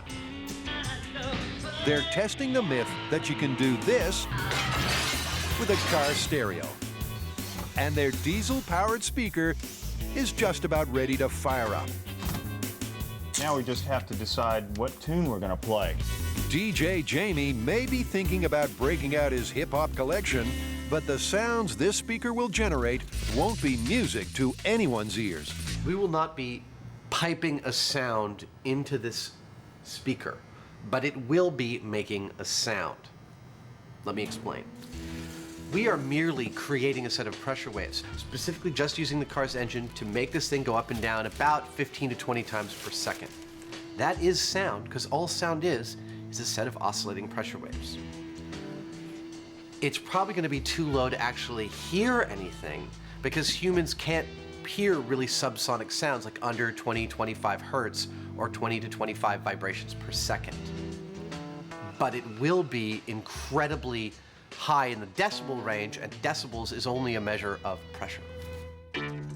And finally, because it's a little cramped up front and no one wants to be in the car when the MythWoofer gets going, Adam rigs a sophisticated remote-controlled device for the throttle and gear lever, involving string and, you know, some knots. So that's it. Adam and Jamie's diesel-powered subwoofer is all set to sound off. And fresh from the DB drag race in Daytona, our Duke of Decibels, Wayne Harris, is here to help measure the MythWoofer's subsonic output. Check it out. It's like the world's largest walk. Holy cow, how big is that? Good question. How big is it? It's 51 inches in diameter. Judging by that stunned expression, Wayne has never seen one as big as Adam's. Yeah, it's very, I mean, go big or stay home. That's my motto. I don't know if there's much more speaker that could be fit in here. No, I don't think so. And after a guided tour of the speaker specs, Wayne is still wearing that bemused look. I was thinking, you know, you were going to hook it up to the engine. I didn't realize you were going to use the transmission. So you got some serious torque. I don't even know how to convert that into equivalent power. So do you think it actually has the potential to destroy this car? Well, I'm pretty sure it's going to blow the windows out. At least one window. But as soon as you have an opening, you've released the pressure. And at that point, then, you know, you're going to lose all of that energy. So it's time to raise the curtain on this tall tale of the shattering subwoofer. Adam tapes off a safety zone, and the MythWoofer is ready to roll. Goes. Wayne prepares his measuring equipment. The setup is simple. A precision sound pressure level sensor will sit on the windshield inside the car, and Wayne will get a decibel reading on his laptop at a safe distance. All right, high speed ready? Ready. Well, it's almost time to fire this thing off and potentially blow up this car. But first, I'd like to do one quick test run just to make sure it's operational. Open all the doors so we don't build up any pressure, turn on the engine, make a test of pulling the car into gear, and a test of pulling the throttle just a little bit. The MythWoofer has yet to be tried. The aim of this preliminary test is simply to check the massive speaker is working. You know what will make this test a success is the rig itself not failing. My big concern is that the subwoofer's not going to hold together. There's going to be tremendous forces at play on the linkage between the engine and the cone of the woofer. And if the cone starts to fluctuate, it could literally rip itself apart. You ready, Wayne? Ready. Okay. Stop! That looks like it worked. Like a dream, Adam pulled the throttle, the drive shaft spun the crank, which pumped the push rod, and that in turn pumped the speaker cone through several cycles. Dude, I'm cautiously optimistic. That's exactly what we wanted to see. We wanted to see it go without any big kaplang and things shooting off. So we know the rig works. Now it's time to close the door and do it under pressure.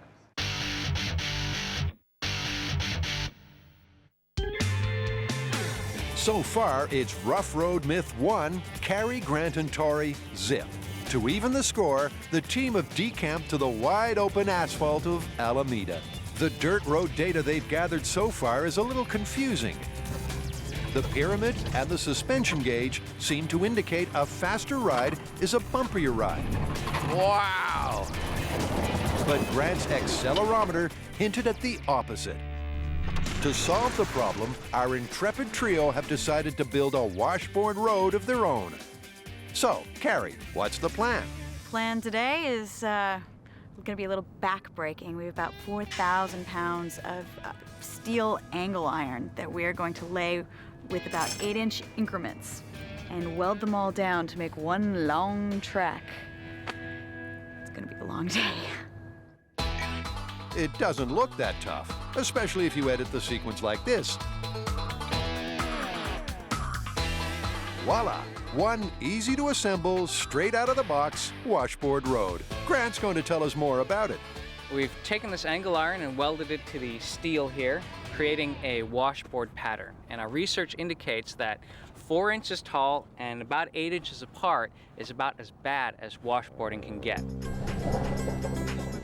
So this steel track is an exact replica of the corrugated roads in Australia, where the myth comes from, which means when Tori's finished his siesta, there's just one thing left to do. The test is going to be, we're just going to drive over our strip of washboard at different speeds, probably start around 10 miles an hour and then slowly ramp up to 70 miles an hour. For these runs, the team are just using the glass pyramid and the accelerometer. 5 miles an hour and he's still wearing his helmet. And Grant is all set for the first run. NASCAR it ain't. Cruising at a breakneck 5 miles an hour, he hits the test track. But surprisingly, Grant and the glass pyramid are really feeling the vibes. Oh, look at the glasses spilling. Interesting. That's pretty bumpy. I saw that. You could see all the water jumping out of the glass. The glass pyramid showed a lot of activity, but the high speed is inconclusive.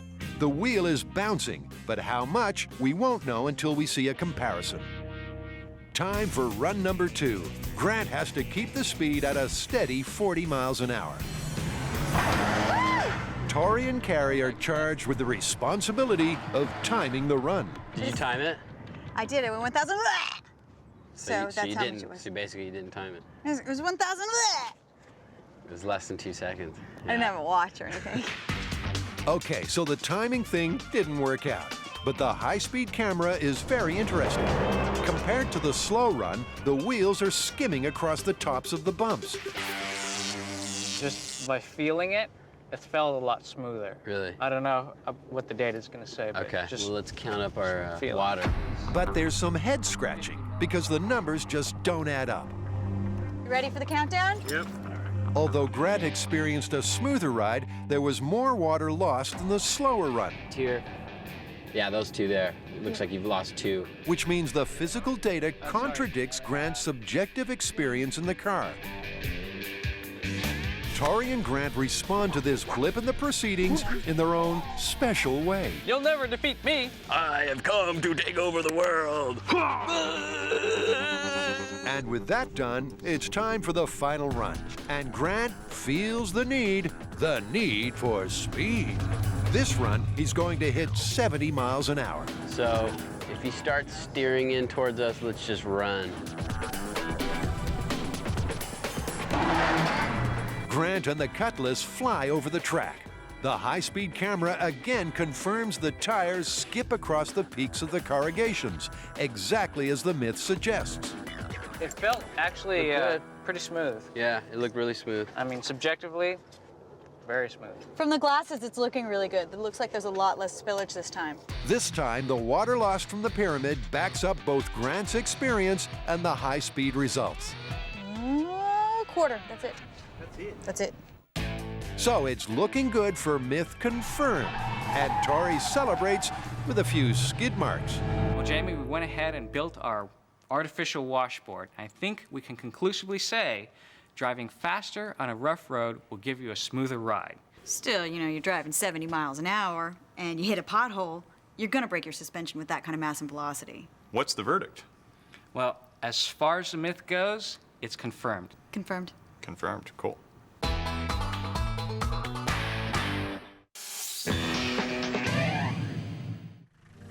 Adam and Jamie have successfully tested the world's first diesel-powered speaker.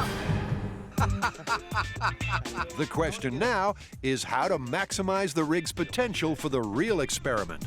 Do we bring it up to a certain speed and just run it until it busts, or do we try and like... Like that. I want to crank it and just send it to the moon. Adam's solution has got MythBusters stamped all over do it. Excess, and lots of it. Adam fires up the engine, and Wayne gets into position at the recording station. In order for this myth to be true, we need to see this car destroyed in some fashion by the sound system, i.e. our big speaker. Anything else in this thing is pretty much busted. I don't believe there's any way that the subwoofer is going to detonate the vehicle. I think there's a good possibility you could blow out the windshield or break some of the windows, but as far as actually detonating the vehicle, I don't see that happening. Of course, Adam and Jamie are impartial scientists, so a result either way is valid. But let's face it, music to their ears. We've got 3 melodies. It's called first gear, second gear, and third gear. Will be the sound of shattering car. Ready, let's go for it. In 3, 2, 1.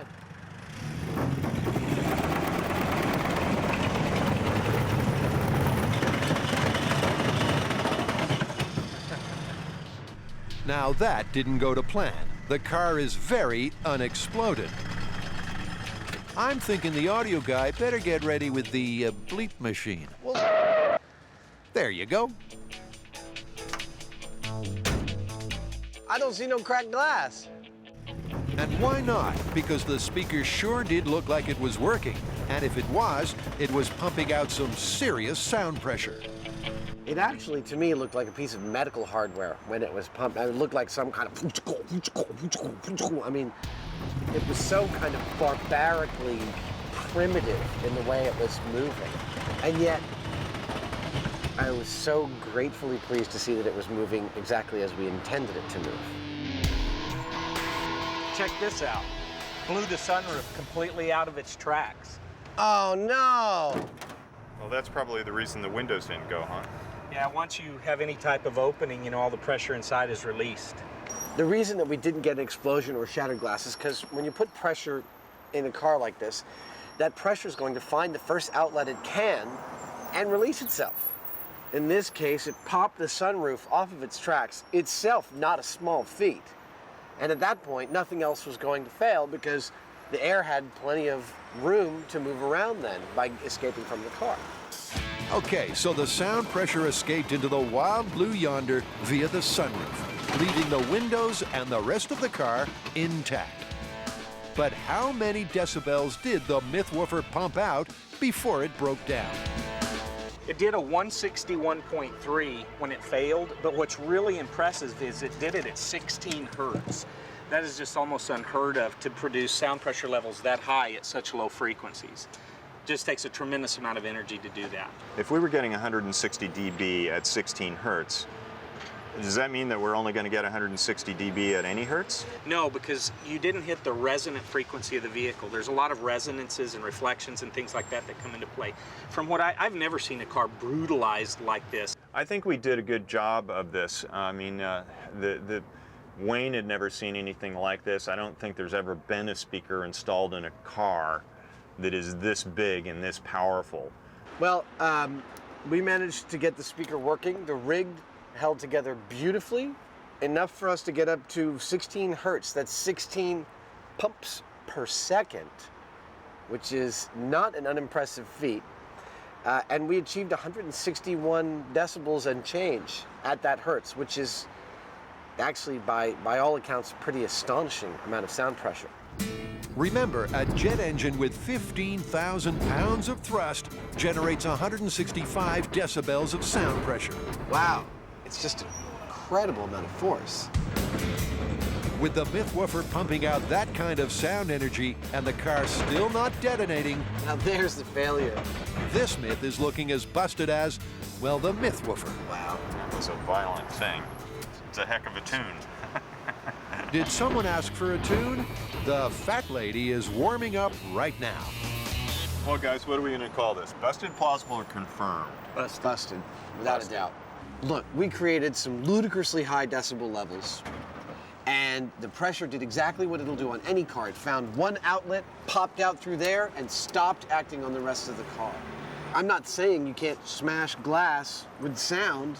I mean, I think that's entirely possible, but you cannot destroy a car. Face it, the speaker's so big you can't get in the car, so it's ridiculously oversized, and it's powered by the diesel. If that doesn't do it, then any kind of regular conventional speaker isn't going to do it, even a really, really big one. Yeah, no. So it's totally busted. Totally busted.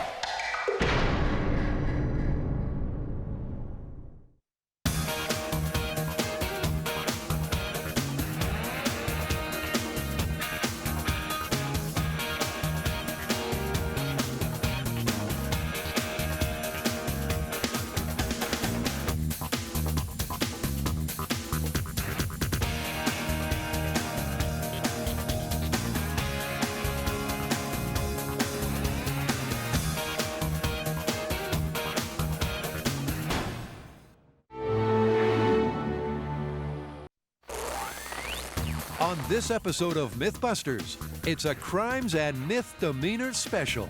Look at that. As the team puts the latest security alarms to the test.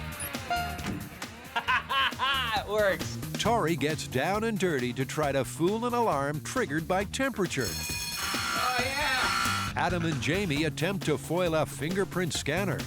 Yay! Then Carrie turns chicken. Don't try what you're about to see at home. To silence an alarm sensitive to sound. Finally, Jamie and Adam replicate a crime movie myth. Can water really be used to break into a safe? 2, 1. Who are the MythBusters? Adam Savage. Ants are all over my head, man. And Jamie Heineman. Gets me all worked up just looking at it. Between them, more than 30 years of special effects experience. That was heavy. Joining them, Grant Imahara. Go get him, boy. Tori Belleci. Whoa. And Carrie Byron. That was crazy! They don't just tell the myths, they put them to the test.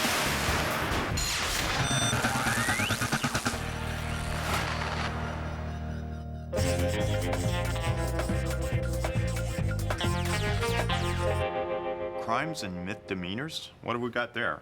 Well, you remember a while back we actually did a whole bunch of myths associated with the crimes perpetrated in movies? Oh yeah, even I got excited about that one. Yeah, actually, that was one of my favorite myths ever. Mine too. In Great Hollywood Heists, the team constructed a course that it then armed with Hollywood-style security devices. From getting around laser beams and picking open a safe. Got it. Yay! To climbing an air duct. No heist whodunit was left untouched. So what, are we doing more of that? Not exactly. Last time we were testing to see if we could beat some mythical, like movie-style alarm systems. This time we're going to try some real-world alarm systems and see if we can beat those. And those systems are going to be an ultrasonic motion detector, a thermal alarm, and a fingerprint door lock. And we're going to install them in the original assault course. Great. That sounds cool. Wait, that's not all. This time we're going to have you blow up a safe without destroying what's inside. Well, let's get cracking. Let's get cracking? Sure. What? So the team has got 3 new alarm systems to overcome before a safe filled with water gets blown apart. But first up, it's time to point the finger at Grant, who's turned locksmith. He's removing the regular door lock and switching it for something much more sophisticated, a fingerprint scanner. The fingerprint lock is an optical sensor, and what it does is it reads the pattern of your fingerprint, and if it matches the one that it has in its memory, it will allow you then to turn the handle and open the door. It works! Because all of us have different fingerprints, this lock, which scans human thumbprints, can be tailor-made to only open to one person, which for this test is Grant. Here's how it works. So you hit pound, pound.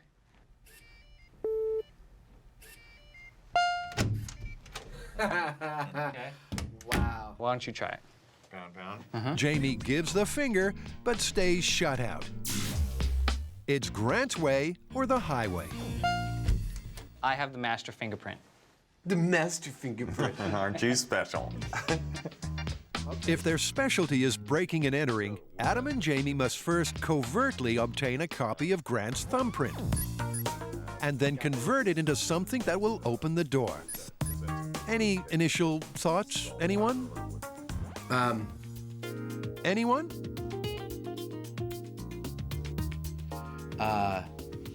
It's not looking promising. And then Jamie plucks out one of his more surreal ideas. I figure that we'll have some kind of a rubber thumb that is maybe hollow and attached to a turkey baster. You're pumping away on the turkey baster to make it, pulse. Because it's hardly looking finger-licking good, Adam and Jamie are going to start by hacking into something a little more straightforward.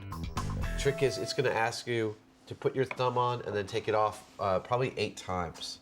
This computer supposedly uses a much more low-tech thumb scanner. So with Jamie's digit entered as the master print, finger enrollment complete. they're going to practice on this. And the first step is to see if it's even possible to lift someone's fingerprint in the first place. Oh, that looks beautiful.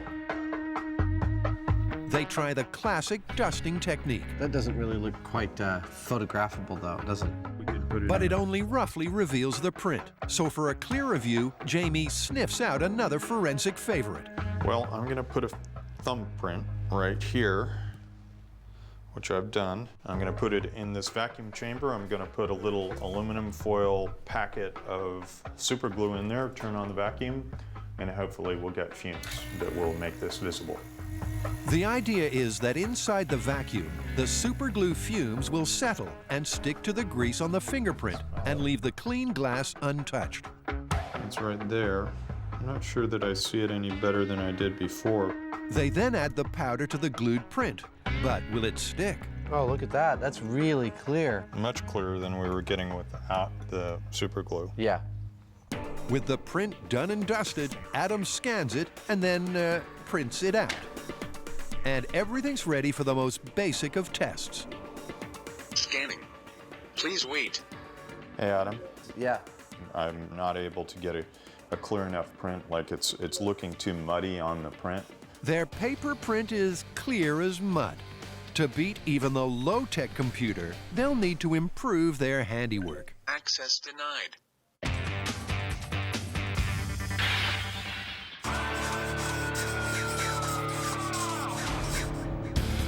While Adam and Jamie point the finger, the others are handling a different spectrum entirely. They're hot to trot with thermal motion, an alarm that's triggered by temperature. All people emit infrared energy in the form of heat. So what this does is it takes a room, it gets a snapshot of what the room is, and if it sees some large chunk of its picture having more infrared energy, it'll trip the alarm. Watch what happens with Tori. As soon as he enters the room, his body heat is picked up by the sensor, and the alarm starts to sizzle. This one's going to be tough to beat, but the team does have a secret weapon, a thermal camera. You ready to go? Get my thermal signature? Yep. So we're going to do the baseline first, and it'll be front, side, and then back. All right. The thermal camera also recognizes different temperatures, and it shows exactly why Tori triggered the sensor. Okay, turn to the side. The skin on his hands and face are aglow at 98 degrees. But even his clothes are much hotter than the background blue 63. Now back. So right now I'm seeing a lot of radiation from his neck and a little bit on his shoulders. To stand a chance of beating the alarm, they need to get Redneck Tori's output to match that of the blue room temperature, making him thermically invisible. That's cool. And first up, they're going to chill Tori with a CO2 fire extinguisher. Carrie's not warming to this idea. I foresee two problems just to start with using the CO2 extinguisher to mask Tori's thermal signature. First of all is getting a consistent temperature over his entire body is going to be extremely difficult, being that it's just sort of a blast that comes at him. The second problem I see is the fact that he's going to heat it right back up, and he could be in the middle of the room when that happens. And the third is that it's dangerous. Do not spray your friends with CO2 fire extinguisher. It's not a good idea. Okay. Leave it to the experts. Okay, ready. So possible frostbite. Let's do it. Hit him. Carrie gives Tori the cold shoulder as she lets fly with the cooling CO2. And almost immediately, his heat output plummets. Great, go for it. Okay, alarm is armed. With all the hot reds and yellows gone, will Tori still register on the thermal detector?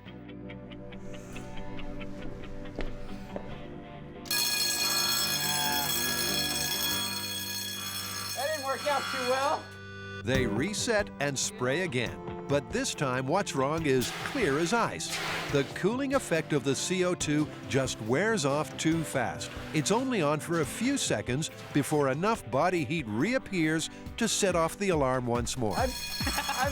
So with this method busted, they need a new plan to come in from the cold.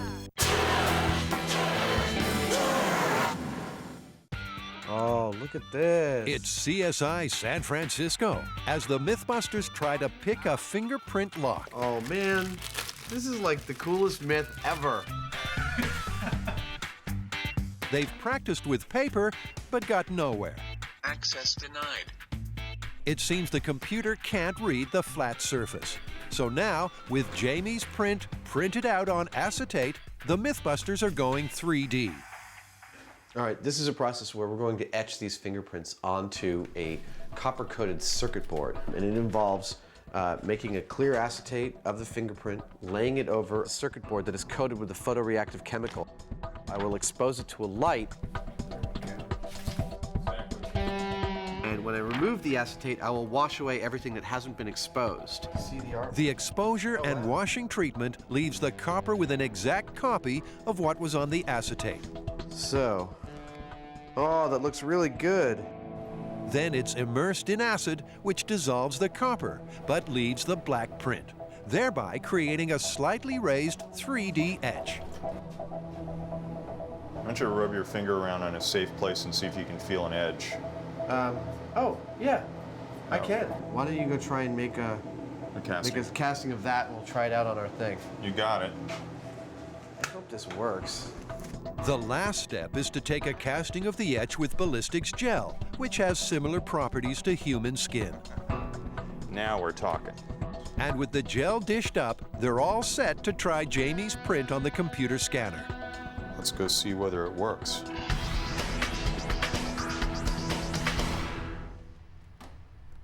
Access denied. Access denied. The problem is that the ridges aren't deep enough on this. I'm getting a pattern, but it's just not there. When you put your own thumb on it, you see a bunch of distinct lines. With this thing, we're seeing kind of a blob. The etch simply hasn't created a clear enough print to con the computer, let alone Grant's superlock. That's not working, so I guess plan B would be to... While Jamie tries to figure out plan B, Carrie's pulling off the other part of this impossible mission, getting hold of Grant's thumbprint. Grant doesn't think we can covertly get a hold of his fingerprint. He gets really suspicious every time Jamie or Adam comes over here. So I'm going to have him copy a stack of CDs, and hopefully that way we can get a hold of his fingerprint. He's gonna come through the store any minute. It's freaking me out. Carrie's turned double agent to try to snare Grant's thumb, and a CD case may be the perfect foil. And bingo, he takes the bait.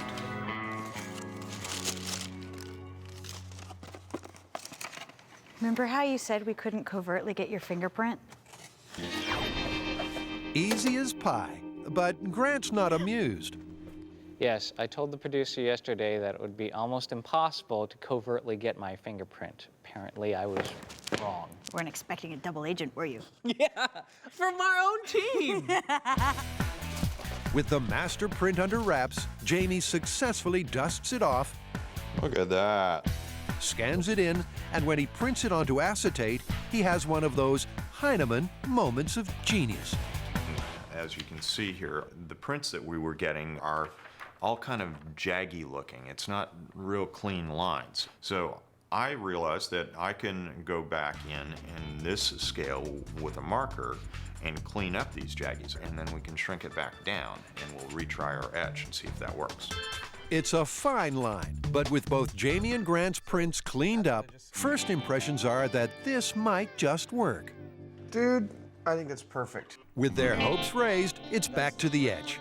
But in case you're thinking of trying this at home, maybe we've edited out one crucial step. So, sorry, but you can't. Jamie? Yeah? These look beautiful. Good. I think they're really, really good. Yes. Jamie makes new gel prints, and then it's all ready to test. You got something? Yeah. Oh, that is good looking. That's as good as we're gonna get. So. That's as good as we're gonna get. Let's try it.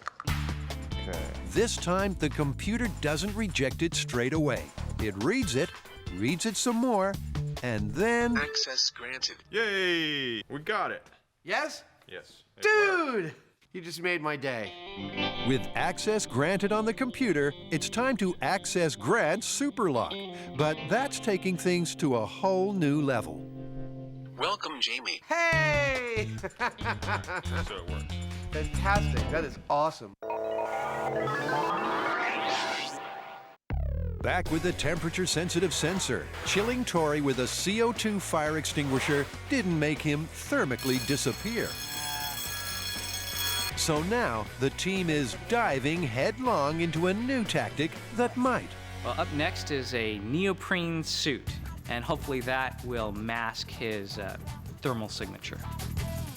Viewers of a nervous disposition may want to look away now. I was not meant to see this. I'm not even looking. The neoprene suit aims to tackle this myth in a different way. Wherever the neoprene crosses you, it's like it disappears. Like a ninja.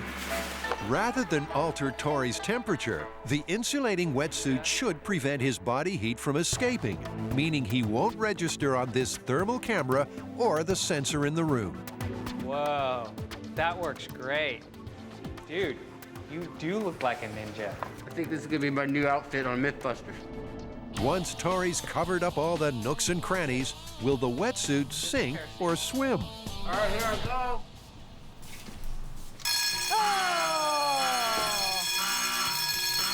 With the alarm ringing, Tori heads back to the test zone for a postmortem. When you first started, this suit was totally blue and it blended into the background perfectly. But now, I can totally see the outline of it. And the longer I stay in the suit, the more of the heat from my body is going to transfer to the suit. So with the wetsuit sunk, what's next for this hothead? Well, in the M5's flower beds, Carrie and shop assistant Terry are trying to dig up the third possible solution.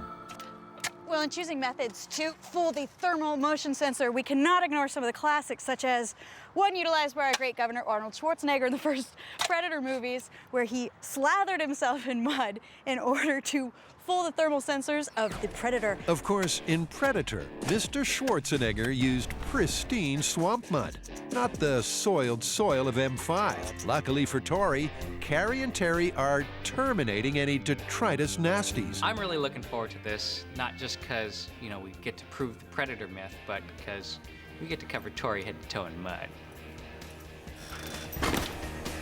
Tori's rubbered up to give him some protection against the cold clay. All right, where did we get this mud? That's what I want to know. It is working. That's working really well. It's working? First impressions are encouraging.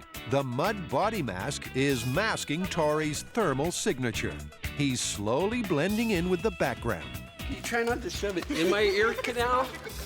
I feel like you should scoop it up and dump it on his head. That sounds like a great idea, Grant. They keep plastering him until he's got more dirt than a mud wrestler in a monsoon. I'm going in. Ready. Like that? Yes. Oh, yeah. Well, it's looking like the Predator myth is terminated.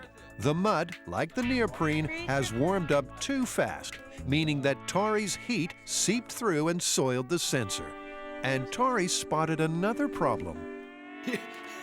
If I was trying to break into a building covered in mud, I think it'd be probably pretty easy for the police to find me because they would just follow my tracks. For the mud, it's hasta la vista, baby. Back with the Finger Fiddlers, Adam and Jamie have just tasted success. Using a ballistics gel fingerprint, they beat the computer scanner. Welcome, Jamie. Hey! All right, so it works. So, next up, it's Grant's fingerprint lock that has his thumb as the master. To rise to the challenge, Adam's fetched the etch of Grant's covertly obtained print. He's used this to make a latex copy that he's planted straight onto his warm, sweaty, pulsing thumb. Okay, so you guys ready? Yeah, we've been working on this for days, and I think we have a couple things that might work. Cool. Okay, well, I'll be here. All right. All right. You first. Okay. Here's my patented Imahara thumb.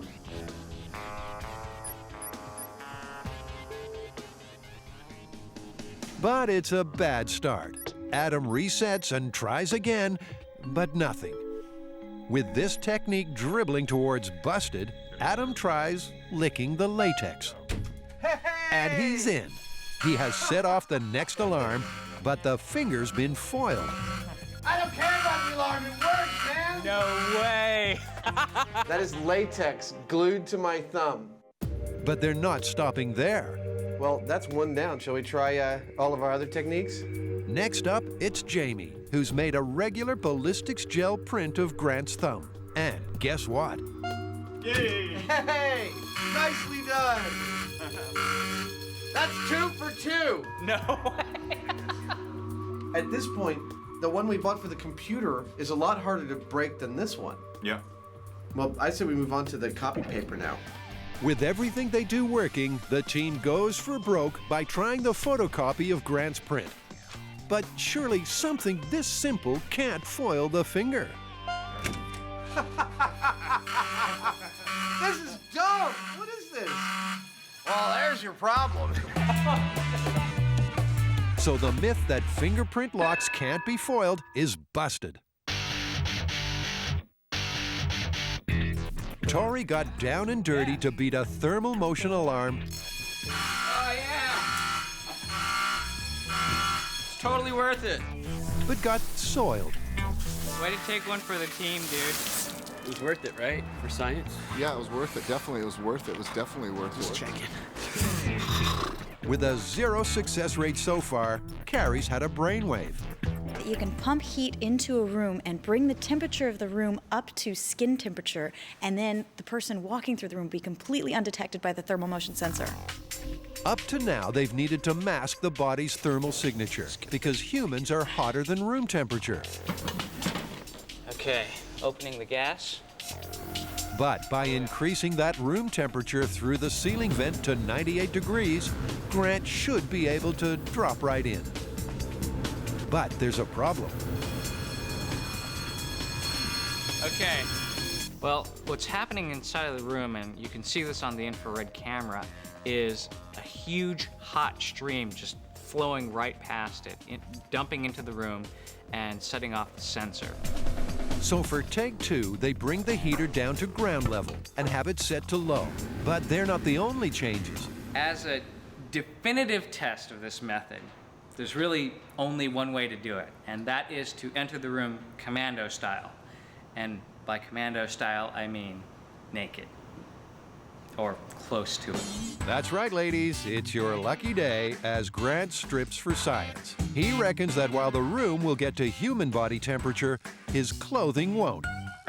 The only way for him to emit exactly 98 degrees, sadly, is to strip to his boxers. All right, Grant. We're at 96 degrees. Okay, I go. Grant crawls into position, waits for those extra 2 degrees, and then Yeah, you look good. sets off the alarm. It seems that this sensor is just too sensitive. Even a near-naked Grant can't sneak past. Put your clothes back on. All right, show's over. Actually, not quite, because this team ain't gonna give up without a fight. How does that look? Has he disappeared? That's great. They're back to trying to mask Tori's heat output, and first impressions are that the fire suit is working well, at least until Tori butts up against a problem. Ooh, look, he's got a hot spot on his backside. Dude, did you say my butt was hot? Just turn to the back. Unfortunately, there's a tear in the rear end of the suit, and the heat seeping out may be enough to ruin its chance of success. Okay, bell's armed, ready to go.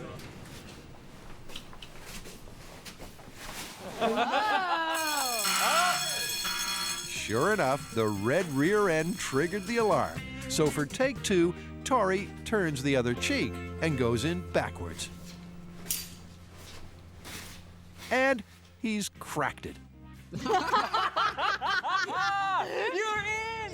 Even some dodgy disco moves don't set off the alarm, at least until his headgear falls off. Take the hat off. That's cool. Oh my God! That is Wow! cool. I'm actually surprised how well the fire suit worked. I mean, the first run we saw that he set it off, but that was because he had the leak in his backside. Second time, when he went through backwards, no problem at all. It didn't set it off. In fact, he can do jumping jacks in front of the sensor, and it doesn't go off. But the second he pops his head off, it goes off. But because the fire suit is a bit cumbersome, they do want to try one last thing, something that's crystal clear. Well, next up is the pane of glass, and the science behind it is that visible light can pass easily through, but infrared is mostly blocked. And since this sensor is looking at infrared energy, it has a very good chance of masking Tori's body heat signature. In theory, the thick glass should finally crack this alarm. That's cool. That out is the heat? totally blocking your infrared. Hold it in front of your face. Yeah! Wow. Walk towards the camera with it. The glass works like a charm. Everything it covers is thermically invisible. Well, the big pane of glass worked great, but the only problem is carrying a big pane of glass through a duct or wherever you're trying to break in probably wouldn't be very practical. So what I propose is we try a different approach. Because walking up to the alarm with glass in hand isn't really realistic, Grant's building a special glass-holding clamp. All right, we're gonna time this one, and I'm starting it now. He'll use the clamp to drop a frame of glass over the sensor through the ceiling vent, but it ain't that clear-cut. It looks like they're having trouble getting the angle on the sensor, getting the arm down into position to actually put the frame on the sensor. With Grant unable to contort to the angle of the dangle, Carrie tries her luck instead. That's looking good. Nice work. Carrie was able to hook the frame over the sensor, and they are now entering the room. And that was under 2 minutes. At last, they're in true Heist style. So the myth that thermal motion alarms are unbeatable is busted. In Crimes and Misdemeanors, Adam and Jamie are about to blow a safe out of the water. Water's safe. What's this about? We get to blow up a safe. But this is not any old safe. This is actually a safe with one of the most advanced anti-theft devices ever put into a safe. It's called a glass relocker. And what it is a pane of breakable glass within the safe itself that, if broken, activates locks that make the door impenetrable. Check this out. A glass relocker is the safecracker's nemesis. Inside the safe door sits a fragile sheet of glass that's rigged up to a series of bolts and locks. If a safecracker causes this glass to break or even just vibrate, then the bolts are triggered and the safe locks up for good. But apparently, there is a way around it. And it's a technique illustrated perfectly in the movie The Score. This blacked-out burglar first carefully melts a hole in the top where there isn't any glass. Then he fills the whole thing to the brim with water before dropping in a depth charge. The water helps maximize the shockwave, so the door, complete with relocker, blows clean off. But would this water bomb really work? So we're not just going to blow up this safe. This is all about technique.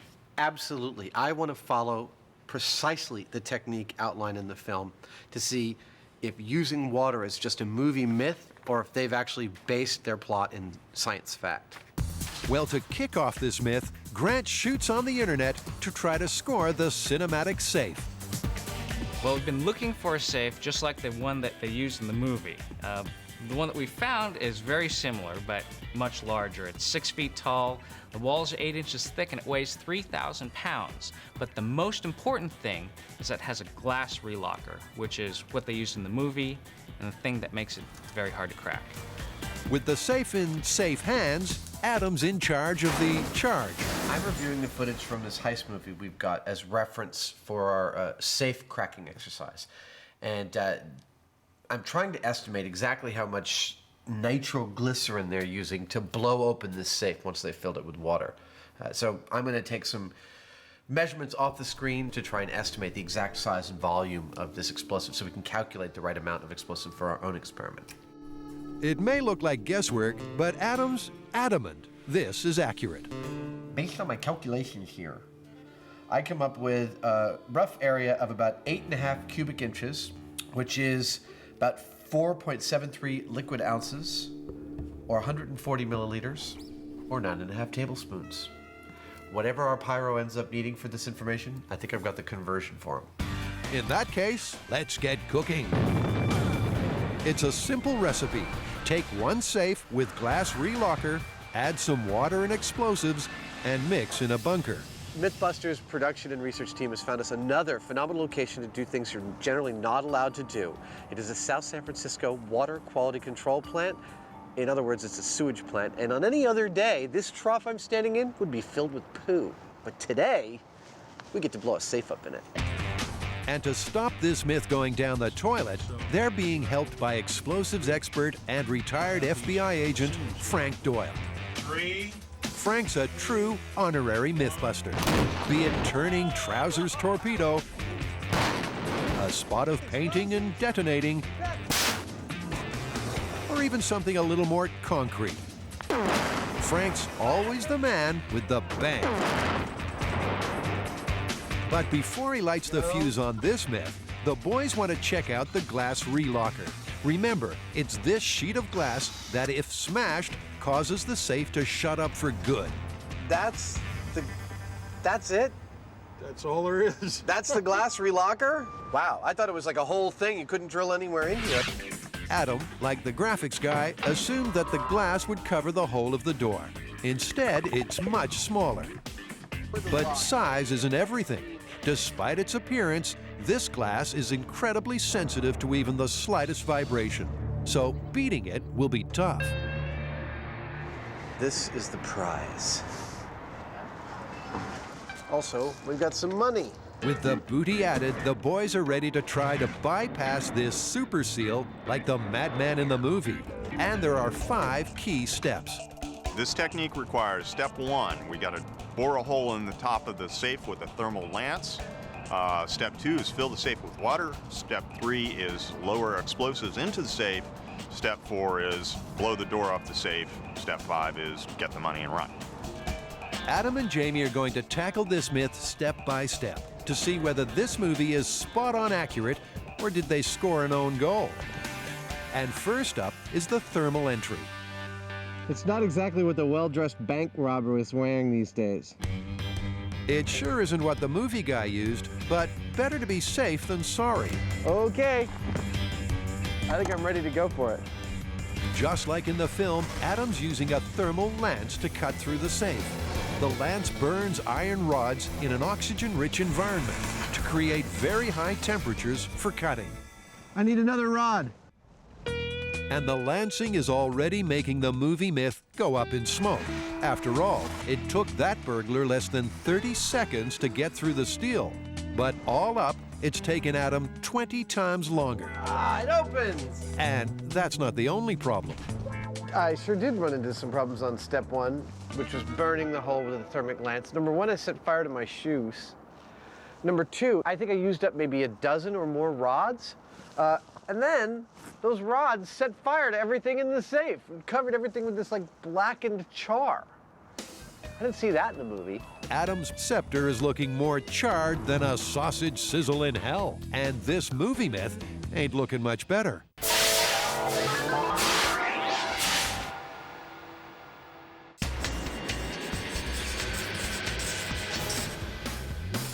Just when the team thought it was safe to raise the maze to the ground, there's one more security device to test. What I'm doing right now is I'm installing the sonic motion detector. This is going to be a tough one to beat. An ultrasonic motion detector? Sounds alarming, but how does this one work? An ultrasonic motion sensor sets out a very high-frequency sound wave, which bounces off all the walls in a room and comes back to a receiver in the sensor to create a pattern. Now, this pattern, it will know as sort of the status quo of the room, and anything that interrupts that will set off the sensor and alarms will go off. So let's get this straight. The detector times how long it takes for a high-frequency sound wave to travel across the room and back. If anything gets in the way of the sound wave, it's reflected back to the sensor faster, and the alarm gets triggered. And the first step in trying to silence the sonar is to get some fabric that can soak up the sound. Well, if you need a sound-absorbing material, I really couldn't think of anything better than maybe a shaggy shag pile carpet. So definitely gonna hit up this retro store and see if they have anything like that. Carrie's hoping that a thick rug will absorb the sonar's sound waves and so prevent them from being reflected back. She reckons this might trick the alarm into thinking everything's normal. I don't know if color's gonna have anything to do with it, but this is the thickest one I have. The yellow? Yeah, definitely.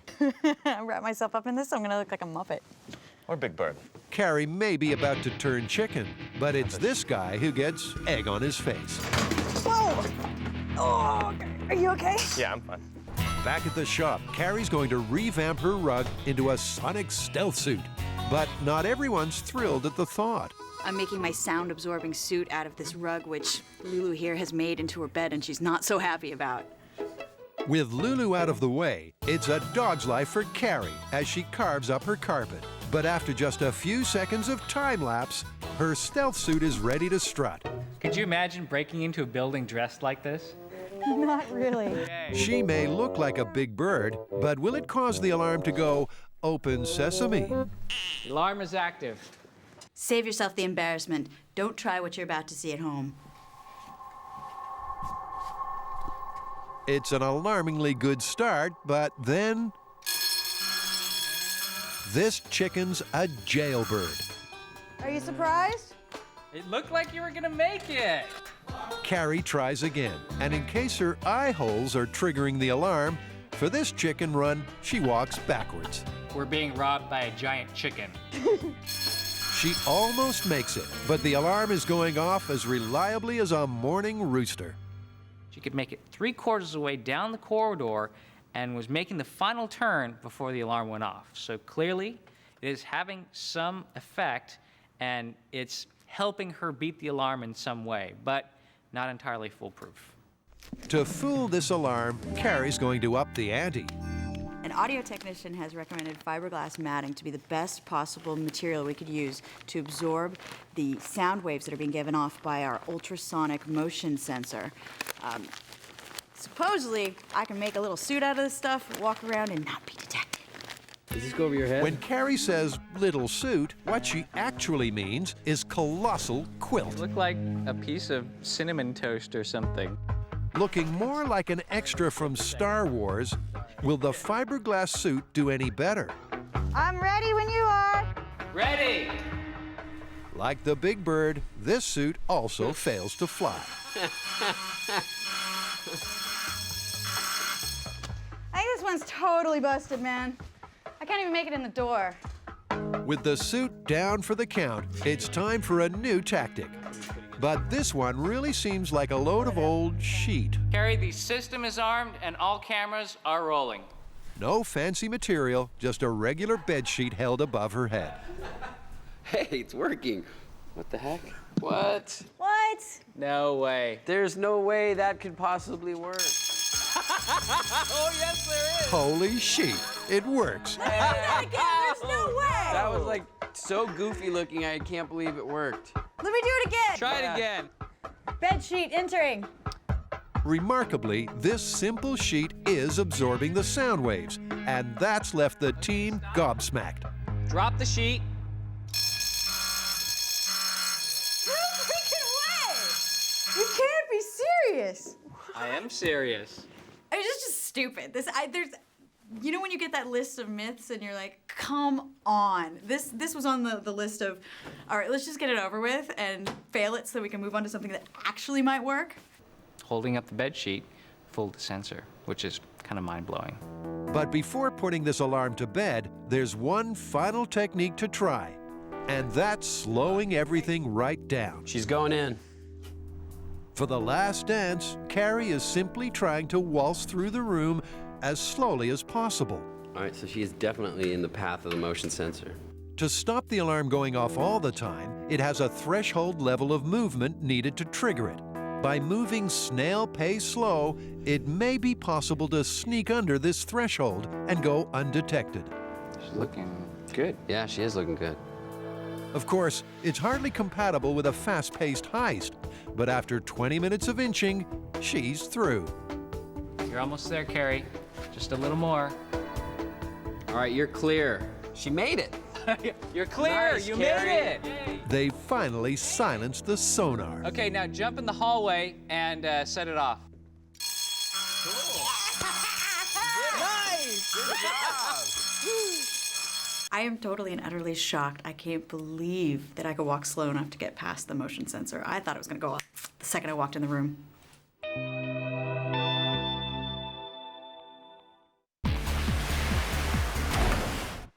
Adam and Jamie are attempting to copy this movie crime cliffhanger to see if they can blow a safe filled with water. The reason that they use water is because the safe is equipped with what's called a glass relocker. It's a very ingenious anti-safe cracking device. If you try and drill it, there's a pane of glass there.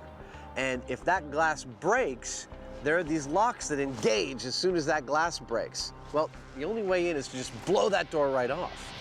That's the theory, but it's not going well. The first step involved lancing a hole in the top. And while it didn't trigger the relocker, when Adam inspected the loot, he got more than he bargained for.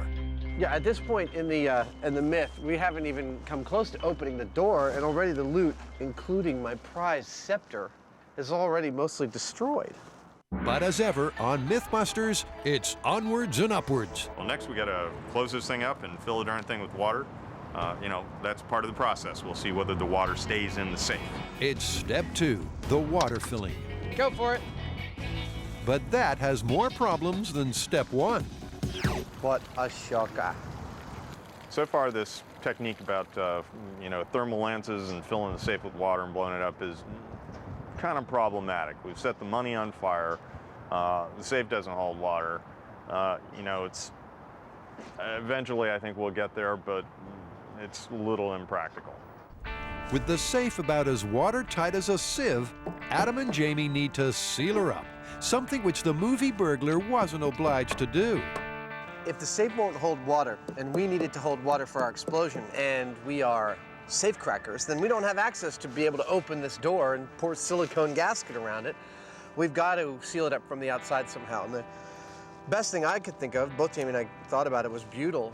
Jamie used to use it to repair leaks in his boat from the outside underwater. This is awesome stuff, but we're hoping it'll work. In terms of stickiness, the butyl is brutal. And after papering over the cracks, it's time for filling take 2.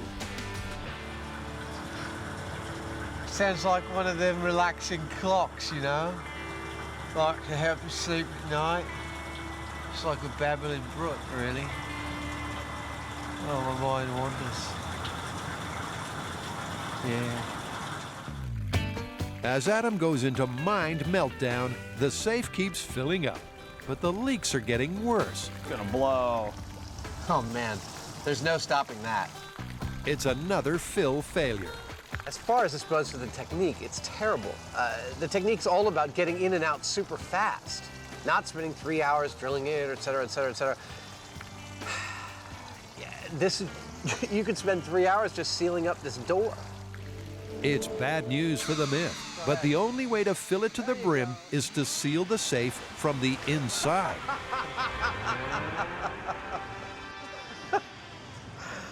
This is a fun job sometimes. Of course, this is sailing further away from the movie. Okay, you ready? But the expanding foam should seal the deal. Let's fill. At last, she's retaining water. And while she fills, the team gets to the bottom of what the water actually does. Well, what are the physics involved here? What does the water do with the explosive in the middle of it that makes it different?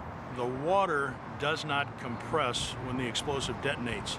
So you have some dynamic energy pushing evenly against all of the water surroundings, against all of the surfaces on the inside the safe. So does it make the explosion more intense? No, you don't change the energy, you just more or less concentrate the distribution of the energy. So it just more efficiently transfers that shockwave from the explosive valve to the outer walls of the Yes, safe? Oh, okay. yes. So in theory, the water is a good system to blow out a safe. But in case the shockwave is more like a tsunami, the blast shields are locked into place. And just in time, because back in the sewer bunker, the water closet is fit to burst, meaning it's time for the boom. So let's mobilize, let's do it. Based on Adam's earlier calculations, Frank's got hold of 8 ounces of TNT that's being fed into the charred hole at the top. So the bomb techs are currently loading in the charge, and everybody else is clearing the area. The area is being buttoned down by the fire department and security around here, and we should be ready to go for a blow in a couple of minutes. Remember, this is the result they're hoping for. The safe door neatly parts company. The glass relockers are beaten, and the booty is undamaged. With Frank's mini depth charge sitting pretty, it's time to go for broke and blow the final whistle on the score. Going in 3, 2, 1. I saw the whole thing move. I think we're inside the safe. You think we are? You know, I don't enjoy the explosions as much as I like the aftermath. Adam may prefer the aftermath, but for me, it's always the boom. The TNT kicked to perfection as safe and door are no more. Look at the door! Wow! That worked beautifully! Oh my God! The door's a full 30 yards from the safe. But how's the booty? There it is! Oh, it's mostly here. Look, I found the jewel. Unfortunately, the scepter's been shredded, and the money hasn't fared much better. But as a way of beating the infamous glass relocker, it is mission accomplished. Well, I mean, this definitely renders the relockers completely moot because they're in the door over there, and the safe and your loot is over here. Yeah, they may well have relocked the door, but if the door isn't in the safe anymore, it doesn't do them very much good, right? It doesn't matter how many locks the door has when its hinges have been blown to smithereens. Want to see it again?